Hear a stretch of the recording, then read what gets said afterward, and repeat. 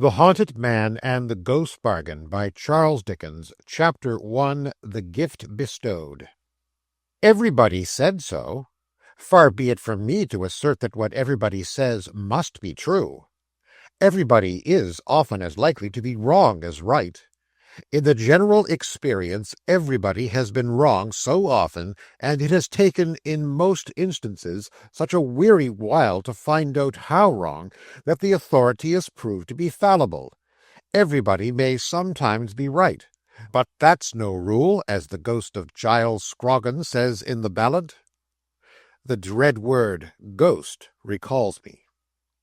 Everybody said he looked like a haunted man. The extent of my present claim for everybody is that they were so far right. He did. Who could have seen his hollow cheek, his sunken, brilliant eye, his black attired figure, indefinably grim, although well-knit and well-proportioned, his grizzled hair hanging like tangled seaweed about his face, as if he had been, through his whole life, a lonely mark for the chafing and beating of the great deep of humanity, but might have said he looked like a haunted man. Who could have observed his manner, taciturn, thoughtful, gloomy, shadowed by habitual reserve, retiring always and jocund never, with a distraught air of reverting to a bygone place and time, or of listening to some old echoes in his mind, but might have said it was the manner of a haunted man? Who could have heard his voice, slow-speaking, deep and grave, with a natural fullness and melody in it which he seemed to set himself against and stop, but might have said it was the voice of a haunted man? Who that had seen him in his inner chamber, part library and part laboratory, for he was, as the world knew, far and wide, a learned man in chemistry, and a teacher on whose lips and hands a crowd of aspiring ears and eyes hung daily, who that had seen him there upon a winter night alone, surrounded by his drugs and instruments and books, the shadow of his shaded lamp a monstrous beetle on the wall, motionless among a crowd of spectral shapes raised there by the flickering of the fire upon the quaint objects around him, some of these phantoms, the reflection of glass vessels that held liquids, trembling at heart like things that knew his power to uncombine them, and to give back their component parts to fire and vapor. Who that had seen him then, his work done, and he pondering in his chair before the rusted grate and red flame, moving his thin mouth as if in speech, but silent as the dead, would not have said that the man seemed haunted, and the chamber too? Who might not, by a very easy flight of fancy, have believed that everything about him took this haunted tone, and that he lived on haunted ground? His dwelling was so solitary and vault-like, an old retired part of an ancient endowment for students, once a brave edifice planted in an open place, but now the obsolete whim of forgotten architects, smoke-age and weather-darkened, squeezed on every side by the overgrowing of the great city, and choked like an old well with stones and bricks, its small quadrangles lying down in very pits formed by the streets and buildings, which in course of time had been constructed above its heavy chimney-stalks, its old trees insulted by the neighboring smoke, which deigned to droop so low when it was very feeble, and the weather very moody, its grass-plots struggling with the mildewed earth to be grass, or to win any show of compromise, its silent pavements unaccustomed to the tread of feet, and even to the observation of eyes, except when a stray face looked down from the upper world, wondering what nook it was, its sundial in a little bricked-up corner, where no sun had struggled for 100 years, but where, in compensation for the sun's neglect, the snow would lie for weeks when it lay nowhere else, and the black east wind would spin like a huge humming-top, when in all other places it was silent and still. His dwelling, at its heart and core, within doors, at his fireside, was so lowering and old, so crazy, yet so strong, with its worm-eaten beams of wood in the ceiling, and its sturdy floor shelving downward to the great oak chimney-piece, so environed and hemmed in by the pressure of the town, yet so remote in fashion, age, and custom, so quiet, yet so thundering with echoes when a distant voice was raised or a door was shut, echoes not confined to the many low passages and empty rooms, but rumbling and grumbling till they were stifled in the heavy air of the forgotten crypt where the Norman arches were half buried in the earth. You should have seen him in his dwelling about twilight in the dead winter time, when the wind was blowing shrill and shrewd, with the going down of the blurred sun, when it was just so dark as that the form of things were indistinct and big, but not wholly lost, when sitters by the fire began to see wild faces and figures, mountains and abysses, ambuscades and armies in the coals, when people in the streets bent down their heads and ran before the weather, when those who were obliged to meet it were stopped at angry corners, stung by wandering snowflakes alighting on the lashes of their eyes, which fell too sparingly, and were blown away too quickly to leave a trace upon the frozen ground, when windows of private houses closed up tight and warm, when lighted gas began to burst forth in the busy and the quiet streets, fast blackening otherwise, when stray pedestrians shivering along the latter looked down at the glowing fires in kitchens, and sharpened their sharp appetites by sniffing up the fragrance of whole miles of dinners, when travellers by land were bitter cold, and looked wearily on gloomy landscapes, rustling and shuddering in the blast, when mariners at sea, outlying upon icy yards, were tossed and swung above the howling ocean dreadfully, when lighthouses on rocks and headlands showed solitary and watchful, and benighted sea-birds breasted on against their ponderous lanterns and fell dead, when little readers of story-books by the firelight trembled to think of Kassim Baba cut into quarters, hanging in the robber's cave, or had some small misgivings that the fierce little old woman with the crutch, who used to start after the box on the merchant abbot's bedroom, might one of these nights be found upon the stairs in the long, cold, dusky journey up to bed.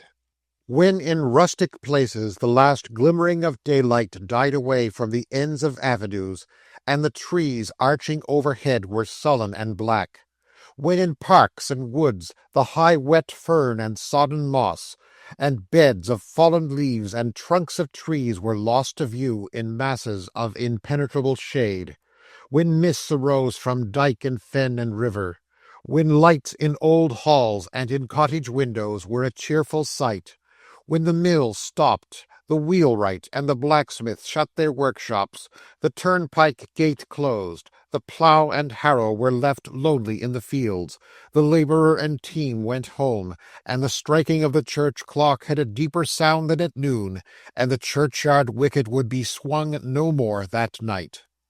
When twilight everywhere released the shadows prisoned up all day that now closed in and gathered like mustering swarms of ghosts, when they stood lowering in corners of rooms and frowned out from behind half-opened doors, when they had full possession of unoccupied apartments, when they danced upon the floors and walls and ceilings of inhabited chambers, while the fire was low and withdrew like ebbing waters when it sprang into a blaze, when they fantastically mocked the shapes of household objects, making the nurse an ogress, the rocking-horse a monster, the wondering child, half scared and half amused, a stranger to itself, the very tongs upon the hearth, a straddling giant with his arms akimbo, evidently smelling the blood of Englishmen, and wanting to grind people's bones to make his bread.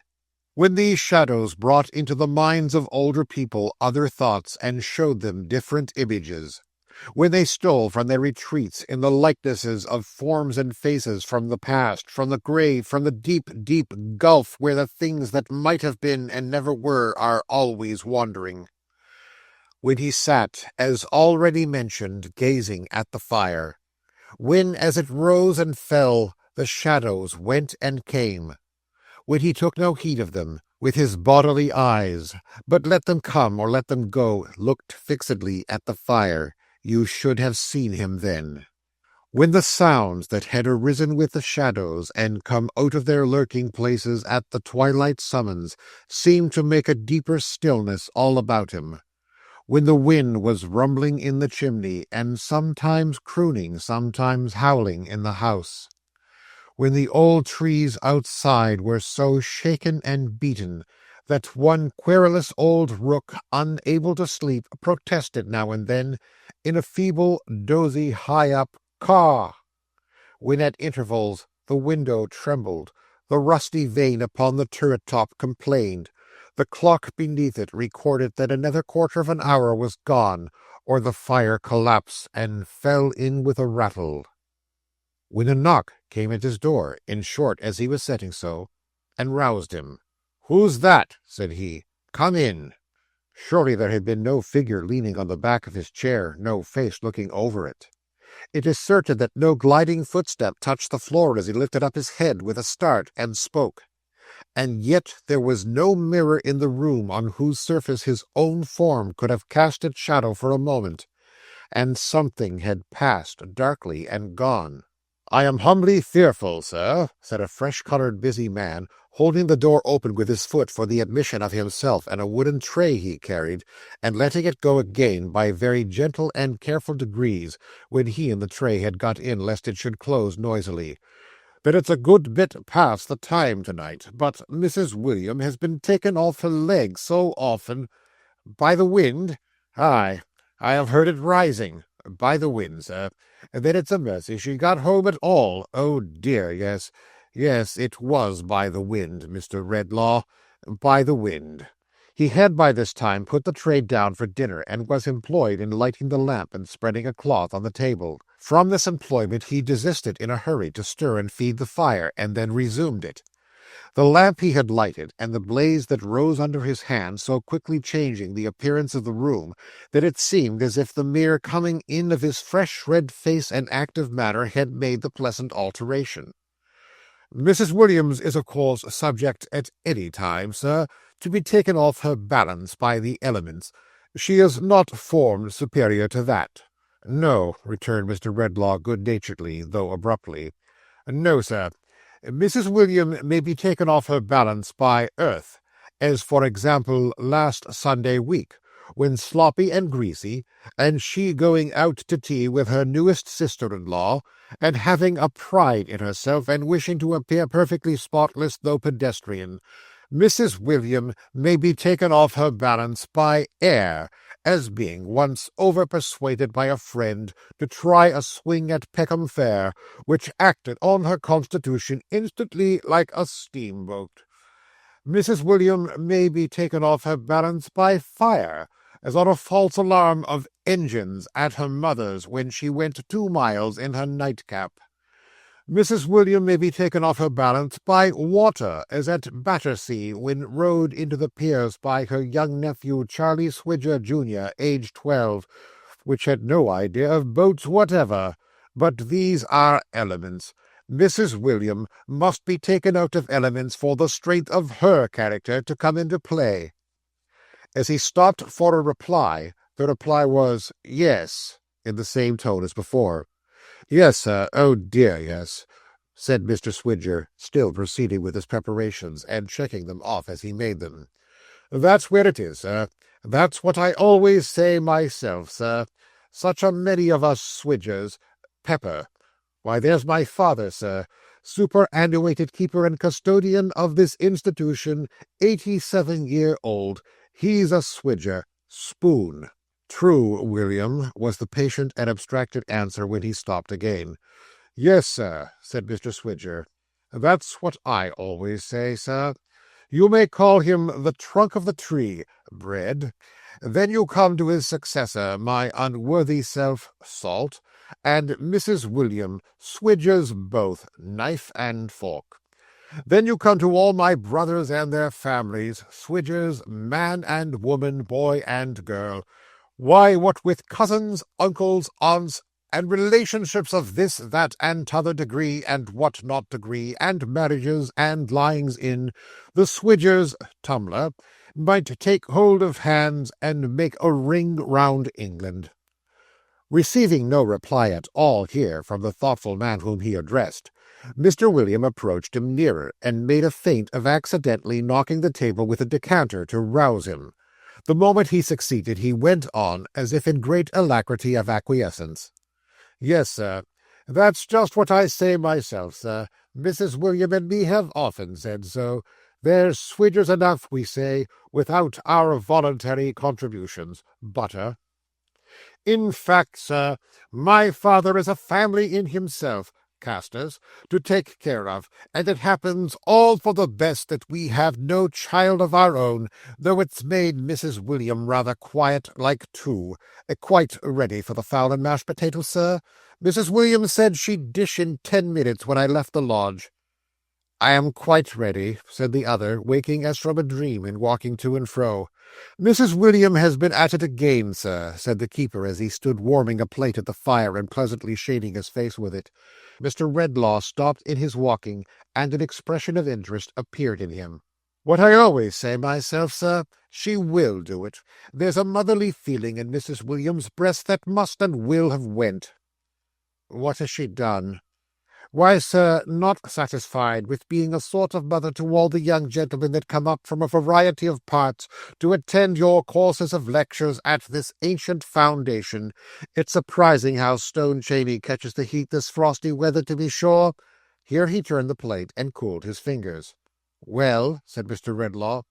"That's just what I say myself, sir," returned Mr. William, speaking over his shoulder as if in ready and delighted assent. "That's exactly where it is, sir.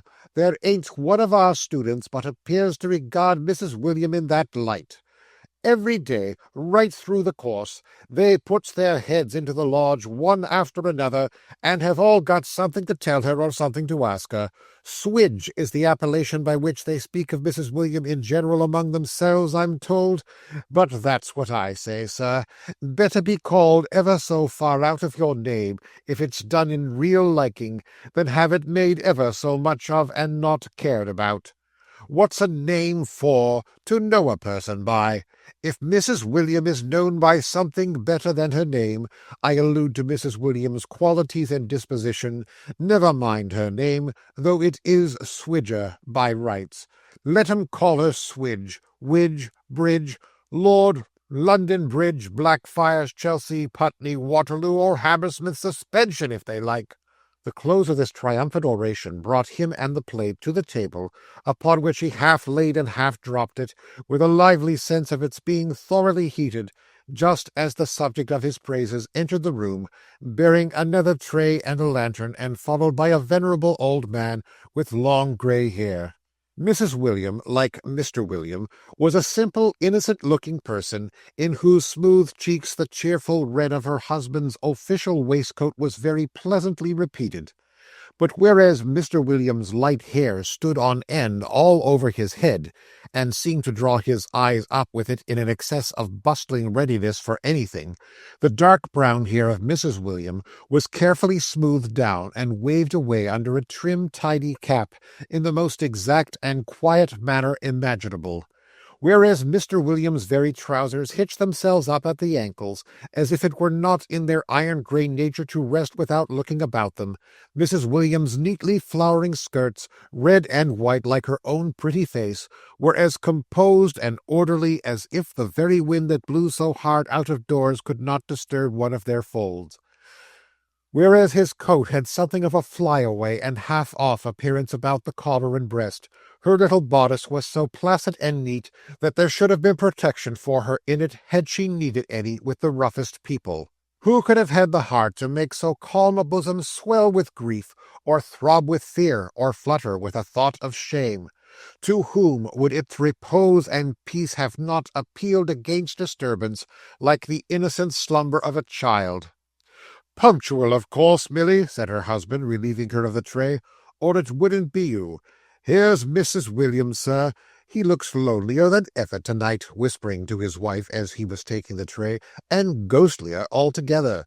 Without any show of hurry or noise, or any show of herself even, she was so calm and quiet, Milly set the dishes she had brought upon the table. Mr. William, after much clattering and running about, having only gained possession of a butter-boat of gravy, which he stood ready to serve. "What is that the old man has in his arms?" asked Mr. Redlow as he sat down to his solitary meal. "Holly, sir," replied the quiet voice of Milly. "That's what I say myself, sir," interposed Mr. William, striking in with the butter-boat.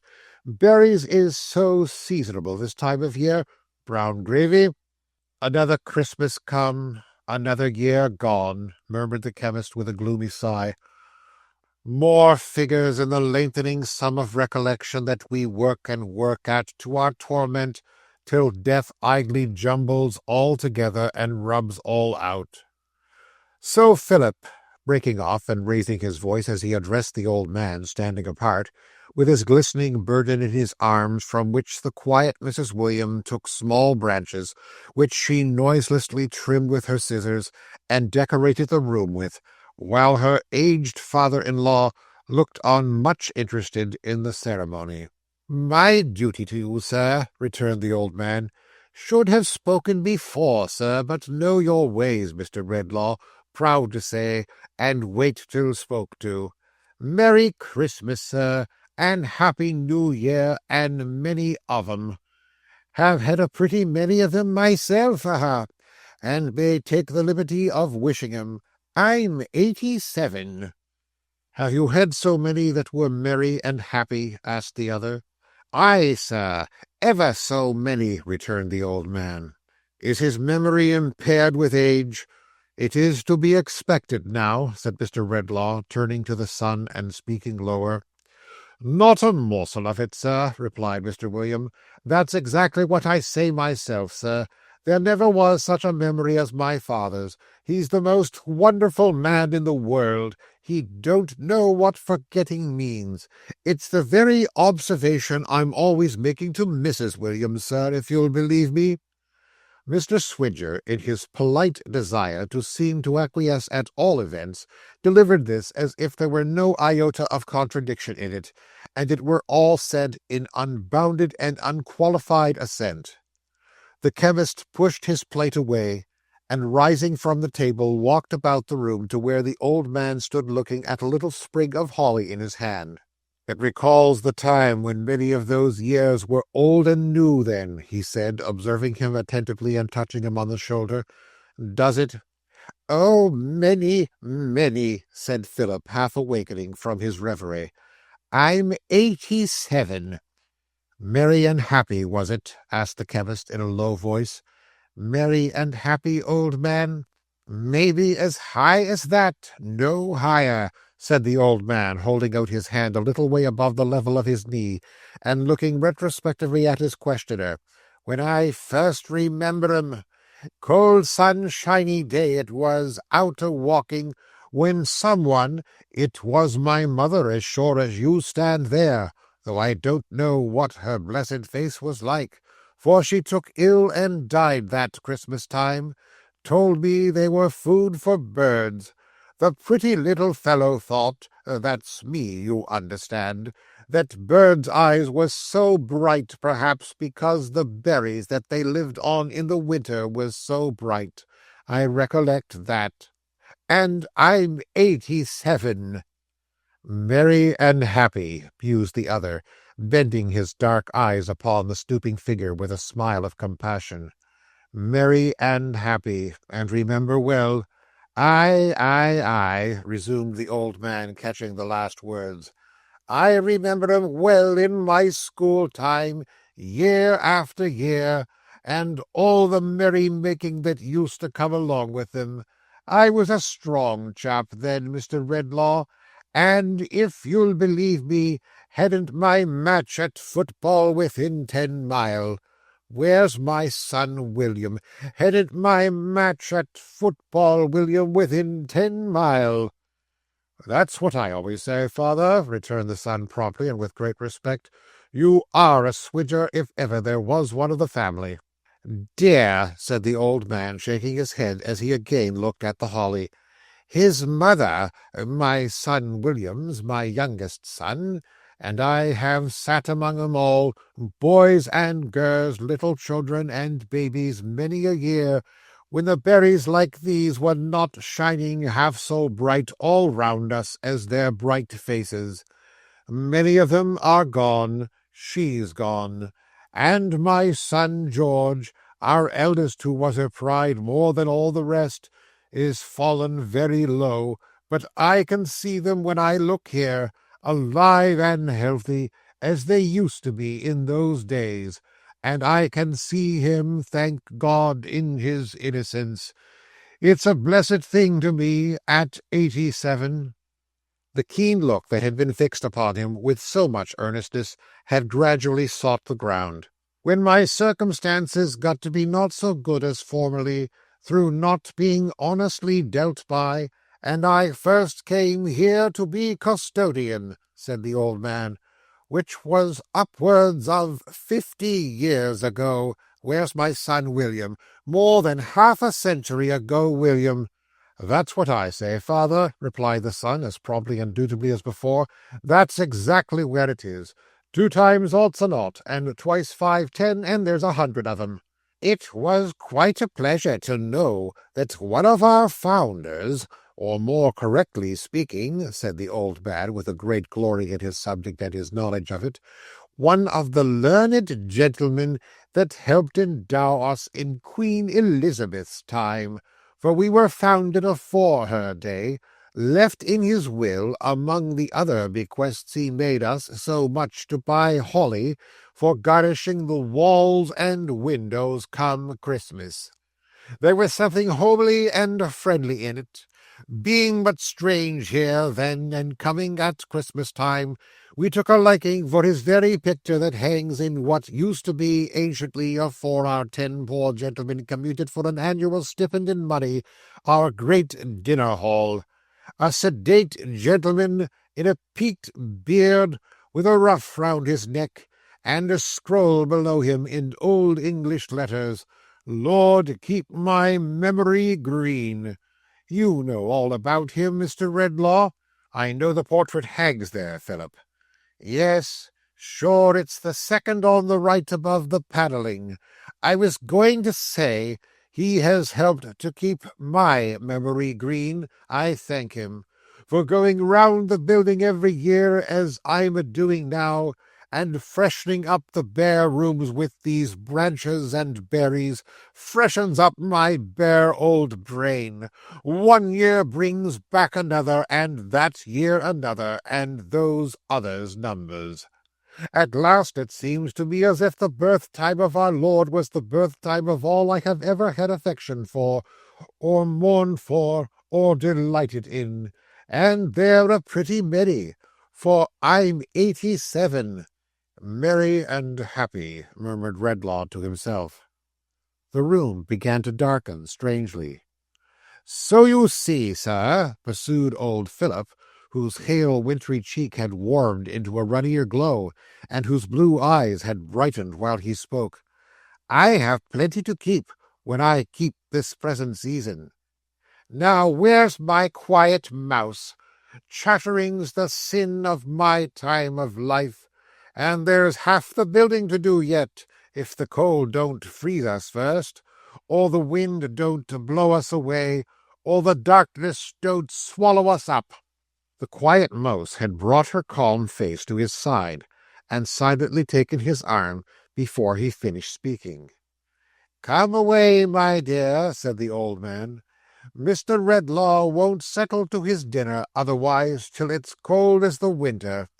I hope you'll excuse my rambling on, sir, and I wish you good night, and once again a merry— Stay, said Mr. Redlaw, resuming his place at the table, more, it would have seemed from his manner, to reassure the old keeper than in any remembrance of his own appetite. Spare me another moment, Philip. William, you were going to tell me something to your excellent wife's honour. It will not be disagreeable to her to hear you praise her. What was it? Why, that's what it is, you see, sir, returned Mr. William Swidger, looking towards his wife in considerable embarrassment. Mrs. Williams got her eye upon me. But you're not afraid of Mrs. Williams' eye? "Why, no, sir," returned Mr. Swidger. "That's what I say myself. It wasn't made to be afraid of. It wouldn't have been made so mild if that was the intention. But I wouldn't like to— Milly, him, you know, down in the buildings." Mr. William, standing behind the table and rummaging disconcertedly among the objects upon it, directed persuasive glances at Mrs. William and secret jerks of his head and thumb at Mr. Redlaw, as alluring her towards him. "Him, you know, my love," said Mr. William, "down in the buildings. Tell my dear, you're the works of Shakespeare in comparison with myself. Down in the buildings, you know, my love, student." "Student," replied Mr. Redlaw, raising his hand. "That's what I say, sir," cried Mr. William in the utmost animation of assent. "If it wasn't the poor student down in the buildings, why should you wish to hear it from Mrs. William's lips?" "Mrs. William, my dear, buildings." "I didn't know," said Milly, with a quiet frankness free from any haste or confusion, "that William had said anything about it, or I wouldn't have come. I asked him not to. It's a sick young gentleman, sir, and very poor, I am afraid, who is too ill to go home this holiday time, and lives unknown to any one in but a common kind of lodging for a gentleman down in Jerusalem buildings. That's all, sir." "Why have I not heard of him?" said the chemist, rising hurriedly. "Why has he not made his situation known to me? Sick. Give me my hat and cloak. Poor— what house? What number?" "Oh, you mustn't go there, sir," said Milly, leaving her father-in-law and calmly confronting him with her collected little face and folded hands. "Not go there? Oh, dear, no," said Milly, shaking her head as at a most manifest and self-evident impossibility. "It couldn't be thought of." "What do you mean? Why not?" "Why, you see, sir," said Mr. William Swidger, persuasively and confidentially, "that's what I say. Depend upon it, the young gentleman would never have made his situation known to one of his own sex. Mrs. Williams has got into his confidence, but that's quite different. They all confide in Mrs. Williams. They all trust her. A man, sir, couldn't have got a whisper out of him, but woman, sir, and Mrs. William combined— "There is good sense and delicacy in what you say, William," returned Mr. Redlaw, observant of the gentle and composed face at his shoulder, and laying his finger on his lip, he secretly put his purse into her hand. "Oh, dear, no, sir," cried Milly, giving it back again. "Worse and worse couldn't be dreamed of." Such a staid, matter-of-fact housewife she was, and so unruffled by the momentary haste of this rejection, that an instant afterward she was tidily picking up a few leaves which had strayed from between her scissors and her apron when she had arranged the holly. Finding, when she rose from her stooping posture, that Mr. Redlaw was still regarding her with doubt and astonishment, she quickly repeated, looking about the while for any other fragments that might have escaped her observation. "Oh, dear, no, sir. He said that of all the world he would not be known to you or receive help from you, though he is a student in your class. I have made no terms of secrecy with you, but I trust to your honour completely." "Why did he say so?" "Indeed, I can't tell, sir," said Milly, after thinking a little, "because I am not at all clever, you know, and I wanted to be useful to him in making things neat and comfortable about him, and employed myself that way. But I know he is poor and lonely, and I think he is somehow neglected, too. How dark it is!" The room had darkened more and more. There was a very heavy gloom and shadow gathering behind the chemist's chair. "What's more about him?" he asked. "He is engaged to be married when he can afford it," said Milly, "and is studying, I think, to qualify himself to earn a living. I have seen a long time that he has studied hard and denied himself much. How very dark it is!" "It's turned colder, too," said the old man, rubbing his hands. "There's a chill and dismal feeling in the room. Where's my son, William? William, my boy, turn the lamp and rouse the fire." Milly's voice resumed, like quiet music, very softly played. "He muttered in his broken sleep yesterday afternoon, after talking to me," this was to herself, "about some one dead, and some great wrong done that could never be forgotten, but whether to him or to another person I don't know. Not by him, I am sure. And in short, Mrs. William, you see, which you wouldn't say herself, Mr. Redlaw, if she was to stop here till the new year after this next one," said Mr. William, coming up to him to speak in his ear, "has done him worlds of good. Bless you, worlds of good, all at home just the same as ever, My father made as snug and comfortable, not a crumb of litter to be found in the house, if you were to offer £50 ready money for it. Mrs. William apparently never out of the way, yet Mrs. William backwards and forwards, up and down, a mother to him. The room turned darker and colder, and the gloom and shadow gathering behind the chair was heavier. Not content with this, sir, Mrs. William goes and finds this very night when she was coming home, why, it's not above a couple of hours ago, a creature more like a young wild beast than a young child, shivering upon a doorstep. What does Mrs. William do but brings it home to dry it and feed it and keep it till our old bounty of food and flannel is given away on Christmas morning? If it ever felt a fire before, it's as much as ever it did, for it's sitting in the old lodge chimney staring at ours as if its ravenous eyes would never shut again. It's sitting there, at least, said Mr. William, correcting himself on reflection, unless it's bolted. Heaven keep her happy, said the chemist aloud. And you too, Philip. And you, William. I must consider what to do in this. I may desire to see this student. I'll not detain you any longer now. Good night. I thank ye, sir, I thank ye, said the old man. For Mouse, and for my son William, and for myself. Where's my son William? William, you take the lantern and go on first, through them long dark passages, as you did last year and the year afore. I remember, though I'm 87. Lord, keep my memory green. It's a very good prayer, Mr. Redlaw, that of the learned gentleman in the peaked beard with a ruff round his neck, hangs up second on the right above the panelling in what used to be, afore our 10 poor gentlemen commuted, our great dinner-hall. Lord, keep my memory green. It's very good and pious, sir. Amen, amen. As they passed out and shut the heavy door, which, however carefully withheld, fired a long train of thundering reverberations when it shut at last, the room turned darker, and he fell a-musing in his chair alone, the healthy hollow withered on the wall and dropped, dead branches. As the gloom and shadow thickened behind him, in that place where it had been gathering so darkly, it took by slow degrees, or out of it there came, by some unreal, unsubstantial process, not to be traced by any human sense, an awful likeness of himself, ghastly and cold, colourless in its leaden face and hands, but with his features and his bright eyes and his grizzled hair, and dressed in the gloomy shadow of his dress, it came into his terrible appearance of existence, motionless without a sound.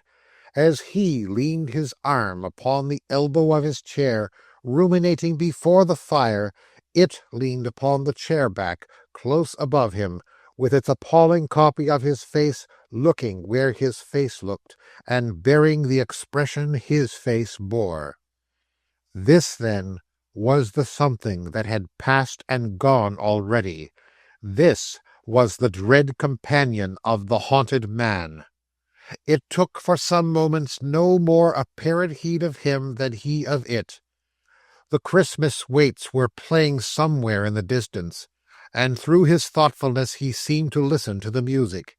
It seemed to listen too. At length he spoke, without moving or lifting up his face.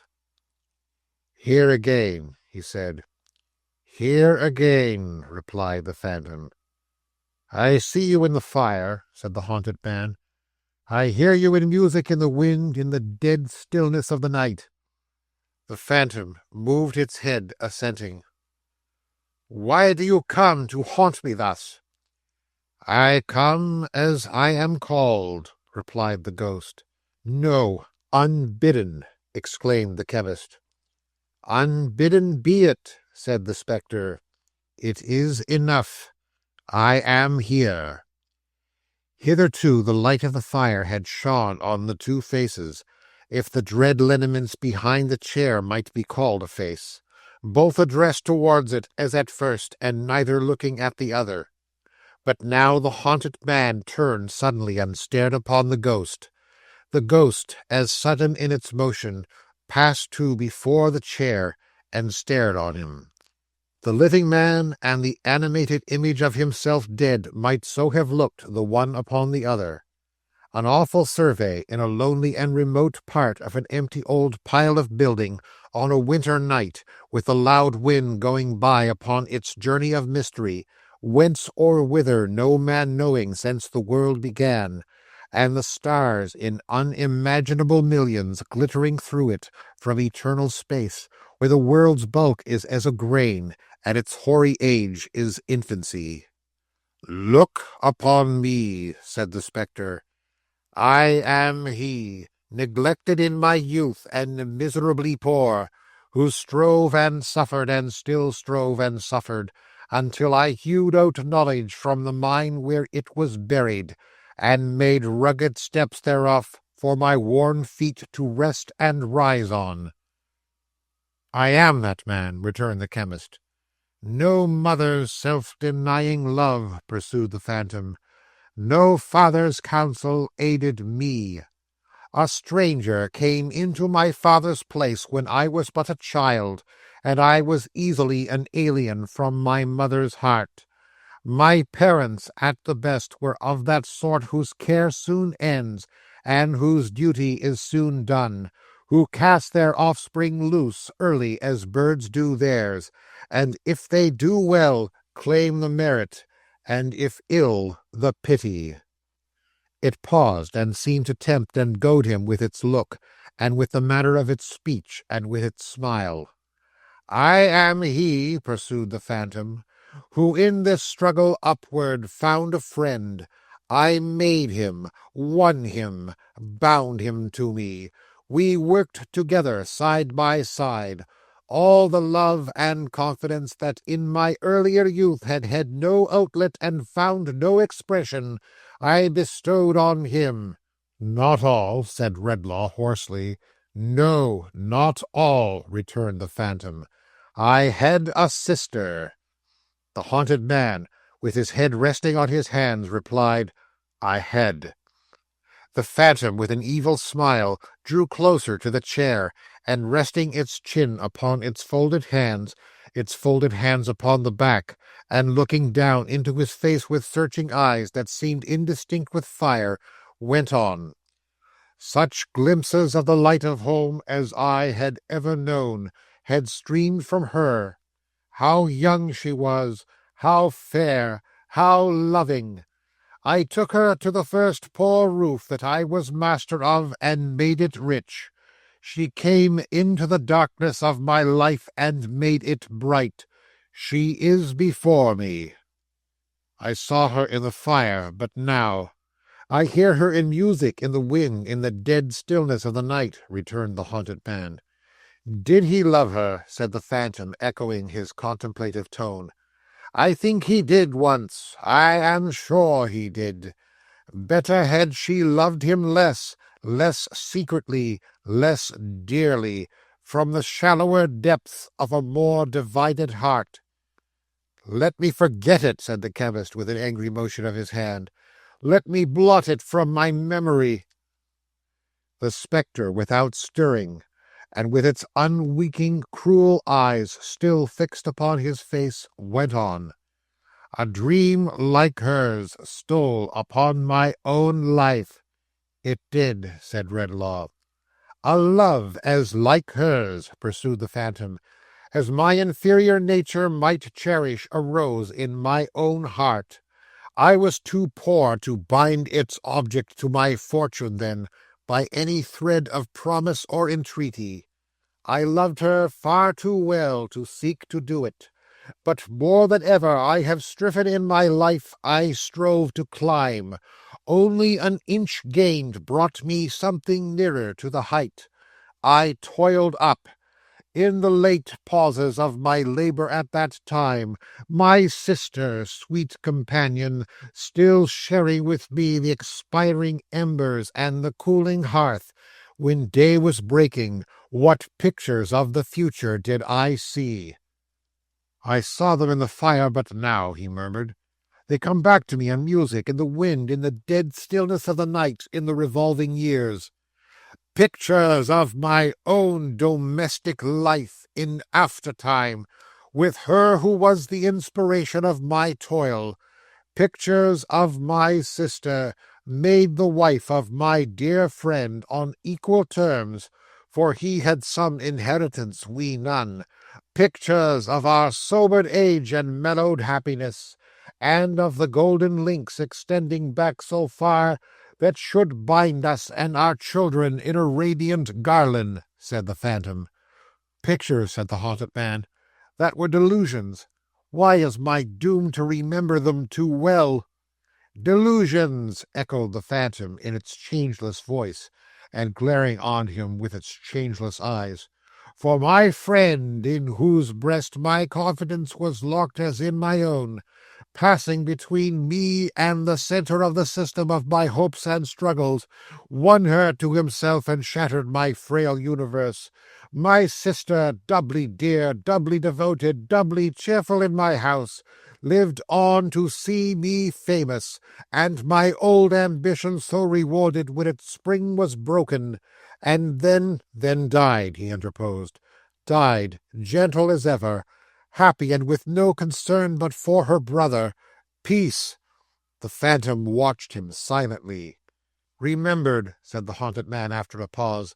Yes, so well remembered that even now, when years have passed and nothing is more idle or more visionary to me than the boyish love so long outlived, I think of it with sympathy, as if it were a younger brother's or a son's. Sometimes I even wonder when her heart first inclined to him, and how it had been affected towards me. Not lightly once, I think, but that is nothing. Early unhappiness, a wound from a hand I loved and trusted, and a loss that nothing can replace, outlive such fancies. Thus, said the phantom, I bear within me a sorrow and a wrong. Thus I prey upon myself. Thus memory is my curse. And if I could forget my sorrow and my wrong, I would. Mocker, said the chemist, leaping up and making with a wrathful hand at the throat of his other self. Why have I always that taunt in my ears? Forbear, exclaimed the spectre in an awful voice. Lay a hand on me and die. He stopped midway as if its words had paralyzed him, and stood looking on it. It had glided from him. It had its arm raised high in warning, and a smile passed over its unearthly features as it reared its dark figure in triumph. If I could forget my sorrow and wrong, I would, the ghost repeated. If I could forget my sorrow and my wrong, I would. Evil spirit of myself, returned the haunted man in a low, trembling tone, my life is darkened by that incessant whisper. It is an echo, said the phantom. If it be an echo of my thoughts, as now indeed I know it is, rejoined the haunted man, why should I therefore be tormented? It is not a selfish thought. I suffer it to range beyond myself. All men and women have their sorrows, most of them their wrongs, ingratitude and sordid jealousy and interest besetting all degrees of life. Who would not forget their sorrows and their wrongs? Who would not truly, and be happier and better for it, said the phantom. These revolutions of years which we commemorate, proceeded Redlaw, what do they recall? Are there any minds in which they do not reawaken some sorrow or some trouble? What is the remembrance of the old man who was here tonight, a tissue of sorrow and trouble? But common natures, said the phantom with its evil smile upon its glassy face, unenlightened minds and ordinary spirits do not feel or reason on these things like men of higher cultivation and profounder thought. Temper, answered Redlaw, whose hollow look and voice I dread more than words can express, and from whom some dim foreshadowing of greater fear is stealing over me while I speak. I hear again an echo of my own mind. Receive it as a proof that I am powerful, returned the ghost. Hear what I offer. Forget the sorrow, wrong, and trouble you have known. Forget them, he repeated. I have the power to cancel their remembrance, to leave but very faint, confused traces of them that will die out soon," returned the spectre. "Say, is it done?" "Stay!" cried the haunted man, arresting by a terrified gesture the uplifted hand. "I tremble with distrust and doubt of you, and the dim fear you cast upon me deepens into a nameless horror I can hardly bear. I would not deprive myself of any kindly recollection, or any sympathy that is good for me or others. What shall I lose if I assent to this? What else will pass from my remembrance? No knowledge, no result of study, nothing but the intertwisted chain of feelings and associations, each in its turn dependent on and nourished by the banished recollections. Those will go." "Are they so many?" said the haunted man, reflecting in alarm. "They have been wont to show themselves in the fire, in music, in the wind, in the dead stillness of the night and the revolving years," returned the phantom scornfully. "In nothing else?" The phantom held its peace. But having stood before him silent for a little while, it moved towards the fire, then stopped. "Decide," he said, "before the opportunity is lost." "A moment. I call heaven to witness," said the agitated man, "that I have never been a hater of any kind, never morose, indifferent, or hard to anything around me. If living here alone I have made too much of all that was and might have been, and too little of what is, the evil, I believe, has fallen on me and not on others. But if there were poison in my body, should I not, possessed of antidotes and knowledge how to use them, use them? If there be poison in my mind, and through this fearful shadow I can cast it out, shall I not cast it out? "Say," said the spectre, "is it done?" "A moment longer," he answered hurriedly. "I would forget if I could. Have I thought that alone, or has it been the thought of thousands upon thousands, generation after generations? All human memory is fraught with sorrow and trouble. My memory is as the memory of other men, but other men have not this choice. Yet I close the bargain. Yes, I will forget my sorrow, wrong, and trouble." "Say," said the spectre, "is it done?" "It is." "It is. And take this with you, man whom I here renounce. The gift that I have given you shall give again, go where you will. Without recovering yourself the power that you have yielded up, you shall henceforth destroy its like in all whom you approach. Your wisdom has discovered that the memory of sorrow, wrong, and trouble is the lot of all mankind, and that mankind would be the happier in its other memories without it. Go, be its benefactor. Freed from such remembrance, from this hour carry involuntarily the blessing of such freedom with you. Its diffusion is inseparable and inalienable from you.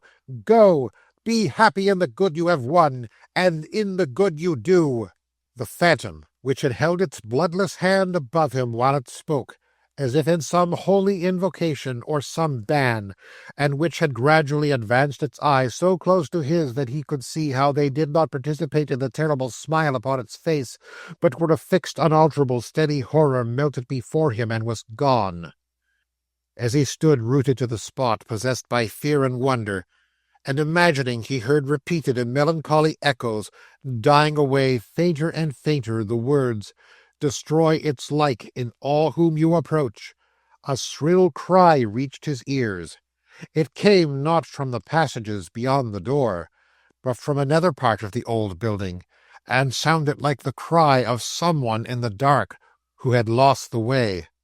He looked confusedly upon his hands and limbs, as if to be assured of his identity, and then shouted in reply loudly and wildly, for there was a strangeness and terror upon him, as if he too were lost. The cry responding and being near, he caught up the lamp and raised a heavy curtain in the wall by which he was accustomed to pass into and out of the theatre where he lectured, which adjoined his room. Associated with youth and animation, and a high amphitheatre of faces, which his entrance charmed to interest in a moment, it was a ghostly place when all this life was faded out of it, and stared upon him like an emblem of death. "Hullo!" he cried. "Hullo! This way! Come to the light!" When, as he held the curtain with one hand, and with the other raised the lamp and tried to pierce the gloom that filled the place, something rushed past him into the room like a wildcat, and crouched down in a corner. "What is it?" he said hastily. He might have asked what is it, even if he had seen it well, as presently he did when he stood looking at it gathered up in its corner. A bundle of tatters, held together by a hand, in size and form almost an infant's, but in its greedy, desperate little clutch, a bad old man's. A face rounded and smooth by some half-dozen years, but pinched and twisted by the experiences of a life. Bright eyes, but not youthful, naked feet, beautiful in their childish delicacy, ugly in the blood and dirt that cracked upon them, a baby savage, a young monster, a child who had never been a child, a creature who might live to take the outward form of man, but who within would live and perish a mere beast. Used already to be worried and hunted like a beast, the boy crouched down as he was looked at, and looked back again, and interposed his arm to ward off the unexpected blow. "I'll bite," he said, "if you hit me." The time had been, and not many minutes since, when such a sight as this would have wrung the chemist's heart. He looked upon it now coldly, but with a heavy effort to remember something, he did not know what. He asked the boy what he did there, and whence he came. "Where's the woman?" he replied. "I want to find the woman." "Who?" "The woman. Her that brought me here, and set me by the large fire. She was so long gone that I went to look for her and lost myself. I don't want you, I want the woman." He made a spring so suddenly to get away that the dull sound of his naked feet upon the floor was near the curtain, when Redlaw caught him by his rags. "Come, you let me go," murmured the boy, struggling and clenching his teeth. "I've done nothing to you. Let me go, will you, to the woman?" "That is not the way. There is a nearer one," said Redlaw, detaining him in the same blank effort to remember some association that ought, of right, to bear upon this monstrous object. "What is your name?" "Got none." "Where do you live?" "Live? What's that?" The boy shook his hair from his eyes to look at him for a moment, and then, twisting round his legs and wrestling with him, broke again into his repetition of, "You let me go, will you? I want to find the woman." The chemist led him to the door. "This way," he said, looking at him still confusedly, but with repugnance and avoidance growing out of his coldness. "I'll take you to her." The sharp eyes in the child's head, wandering round the room, lighted on the table where the remnants of the dinner were. "Give me some of that," he said, covetously. "Has she not fed you?" "I shall be hungry again tomorrow, shan't I? Ain't I hungry every day?" Finding himself released, he bounded at the table like some small animal of prey, and hugging to his breast bread and meat, and his own rags altogether, said, "There, now take me to the woman." As the chemist, with a new-born dislike to touch him, sternly motioned him to follow, and was going out of the door, he trembled and stopped. "The gift that I have given, you shall give again, go where you will." The phantom's words were blowing in the wind, and the wind blew chill upon him. "I'll not go there tonight," he murmured faintly. "I'll go nowhere tonight. Boy, straight down this long arched passage, and past the great dark door into the yard. You see the fire shining on the window there?" "The woman's fire?" inquired the boy. He nodded, and the naked feet had sprung away. He came back with his lamp, locked his door hastily, and sat down in his chair, covering his face like one who was frightened at himself. For he was indeed alone. Alone. Alone. Chapter 2. The Gift Diffused. A small man sat in a small parlour, partitioned off from a small shop by a small screen, pasted all over with small scraps of newspapers. In company with the small man was almost any amount of small children you may please to name. At least it seemed so.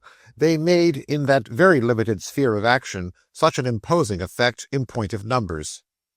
Of these small fry, two had, by some strong machinery, been got to bed in a corner, where they might have reposed snugly enough in the sleep of innocence but for a constitutional propensity to keep awake and also to scuffle in and out of bed.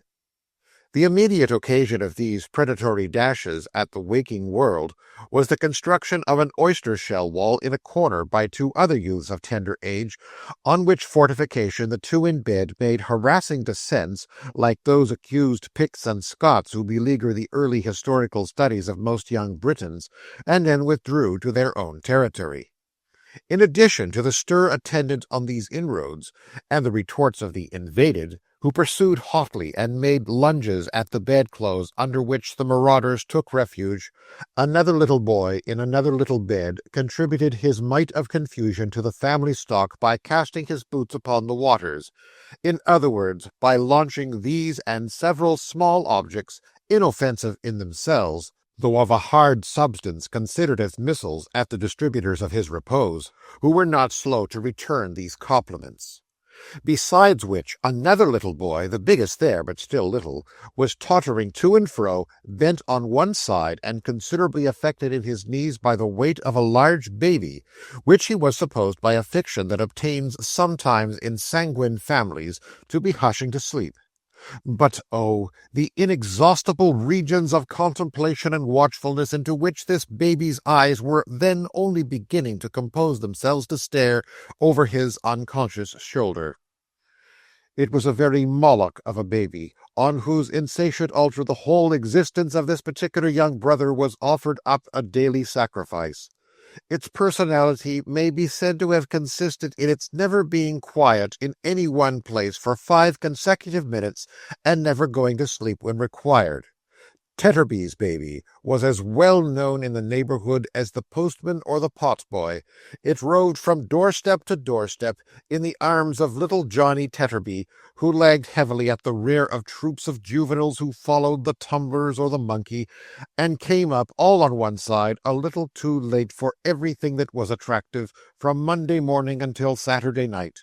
Wherever children congregated to play, there was little Moloch, making Johnny fag and toil. Wherever Johnny desired to stay, little Moloch became fractious and would not remain. Whenever Johnny wanted to go out, Moloch was asleep and must be watched. Whenever Johnny wanted to stay at home, Moloch was awake and must be taken out.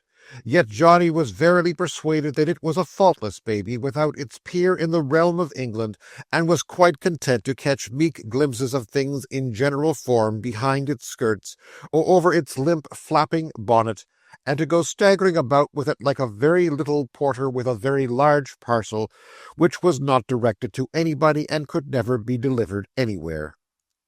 The small man who sat in the small parlour making fruitless attempts to read his newspaper peaceably in the midst of this disturbance was the father of the family, and the chief of the firm described in the inscription over the little shop front by the name and title of A. Tetterby and Company, Newsmen. Indeed, strictly speaking, he was the only personage answering to that designation, as company was a mere poetical abstraction, altogether baseless and impersonal.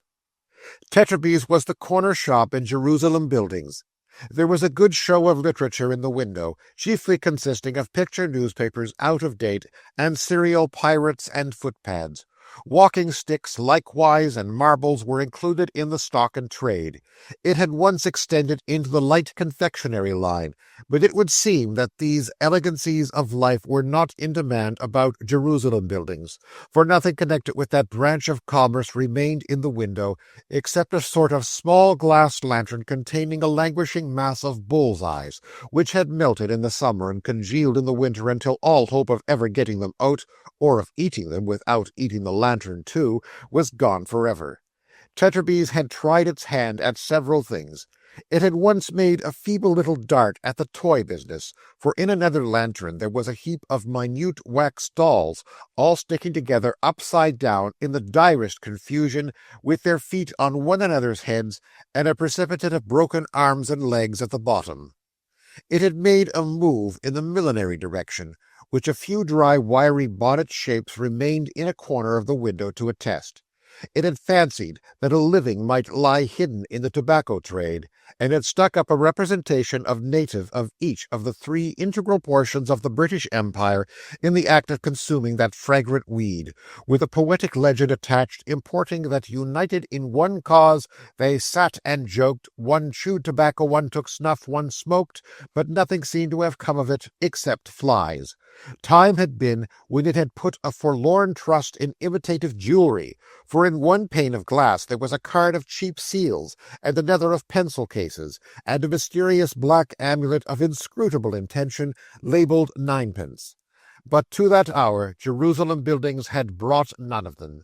In short, Tetterby's had tried so hard to get a livelihood out of Jerusalem Buildings in one way or other, and appeared to have done so indifferently in all, that the best position in the firm was too evidently Company's. Company, as a bodiless creation, being untroubled with the vulgar inconveniences of hunger and thirst, being chargeable neither to the poor's rates nor the assessed taxes, or having no young family to provide for. Tetterby himself, however, in his little parlour, as already mentioned, having the presence of a young family impressed upon his mind in a manner too clamorous to be disregarded, or to comport with the quiet perusal of a newspaper, laid down his paper, wheeled in his distraction a few times round the parlour, like an undecided carrier-pigeon, made an ineffectual rush at one or two flying little figures in bedgowns that skimmed past him, and then, bearing suddenly down upon the only unoffending member of the family, boxed the ears of little Moloch's nurse. "You bad boy," said Mr. Tetterby, "haven't you any feeling for your poor father, after the fatigues and anxieties of a hard winter's day since 5 o'clock in the morning, but must you wither his rest and corrode his latest intelligence with your wicious tricks?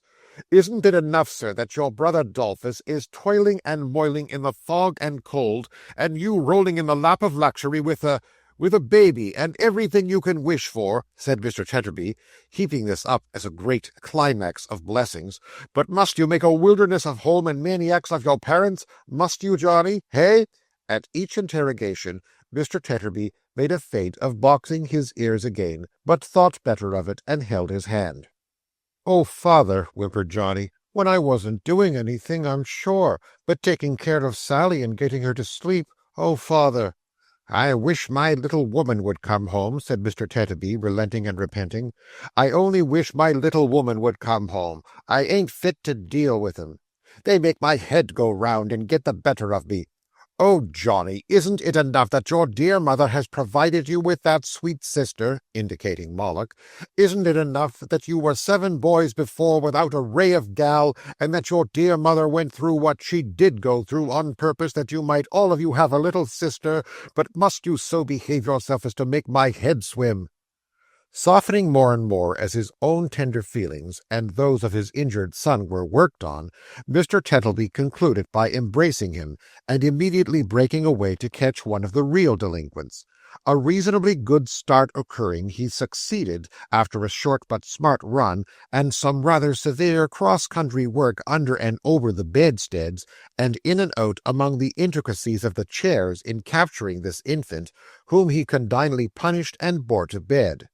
This example had a powerful and apparently mesmeric influence on him of the boots, who instantly fell into a deep sleep, though he had been but a moment before broad awake and in the highest possible feather. Nor was it lost upon the 2 young architects, who retired to bed in an adjoining closet with great privacy and speed. The comrade of the intercepted one also shrinking into his nest with similar discretion, Mr. Tetterby, when he paused for breath, found himself unexpectedly in a scene of peace. "My little woman herself," said Mr. Tetterby, wiping his flushed face, "could hardly have done it better. I only wish my little woman had to do it, I do indeed." Mr. Tetterby sought upon his screen for a passage appropriate to be impressed upon his children's mind on the occasion, and read the following: "It is an undoubted fact that all remarkable men have had remarkable mothers, and have respected them in after life as their best friends. Think of your own remarkable mother, my boys," said Mr. Tetterby, "and know her value while she is still among you." He sat down again in his chair by the fire and composed himself cross-legged over his newspaper. "Let anybody, I don't care who it is, get out of bed again," said Tetterby as a general proclamation delivered in a very soft-hearted manner, "and astonishment will be the portion of that respected contemporary," which expression Mr. Tetterby selected from his screen. "Johnny, my child, take care of your only sister, Sally, for she's the brightest gem that ever sparkled on your early brow." Johnny sat down on a little stool and devotedly crushed himself beneath the weight of Moloch. "Ah, what a gift that baby is to you, Johnny," said his father, "and how thankful you ought to be. It is not generally known, Johnny," he was now referring to the screen again, "but it is a fact ascertained by accurate calculations that the following immense percentage of babies never attain to 2 years old. That is to say—" "Oh, don't, father, please," cried Johnny. "I can't bear it when I think of Sally." Mr. Tetterby desisted. Johnny, with a profound sense of his trust, wiped his eyes and hushed his sister. "Your brother Dolphus," said his father, poking the fire, "is late to-night, Johnny, and will come home like a lump of ice. What's got your precious mother?"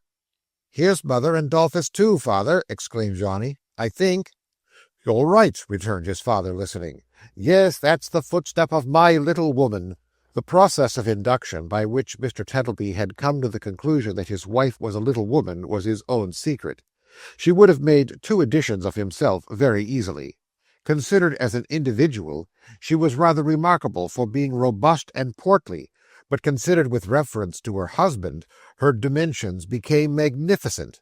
Nor did they assume a less imposing proportion when studied with reference to the size of her 7 sons, who were but diminutive. In the case of Sally, however, Mrs. Tetterby had asserted herself at last, as nobody knew better than the victim Johnny, who weighed and measured that exacting idol every hour in the day. Mrs. Tetterby, who had been marketing and carried a basket, threw back her bonnet and shawl, and sitting down, fatigued, commanded Johnny to bring his sweet charge to her straightway for a kiss. Johnny, having complied and gone back to his stool and again crushed himself, Master Adolphus Tetterby, who had by this time unwound his torso out of a prismatic comforter, apparently interminable, requested the same favour. Johnny, having again complied and again gone back to his stool and again crushed himself, Mr. Tetterby, struck by a sudden thought, preferred the same claim on his own parental part. The satisfaction of this third desire completely exhausted the sacrifice, which had hardly breath enough left to go back to his stool, crushed himself again, and pant at his relations. "Whatever you do, Johnny," said Mrs. Tetterby, shaking her head, "take care of her, or never look your mother in the face again." "Nor your brother," said Adolphus. "Nor your father, Johnny," added Mr. Tetterby. Johnny, much affected by this conditional renunciation of him, looked down at Moloch's eyes to see that they were all right so far, and skilfully patted her back, which was uppermost, and rocked her with his foot. "Are you wet, Dolphus, my boy?" said his father. "Come and take my chair and dry yourself." "No, father, thank ye," said Adolphus, smoothing himself down with his hands. "I ain't very wet, I don't think. Does my face shine much, father?" "Well, it does look waxy, my boy," returned Mr. Tetterby. "It's the weather, father," said Adolphus, polishing his cheeks on the worn sleeve of his jacket. "What with rain and sleet and wind and snow and fog, my face gets quite brought out into a rash sometimes, and shines it does. Oh, don't it, though?"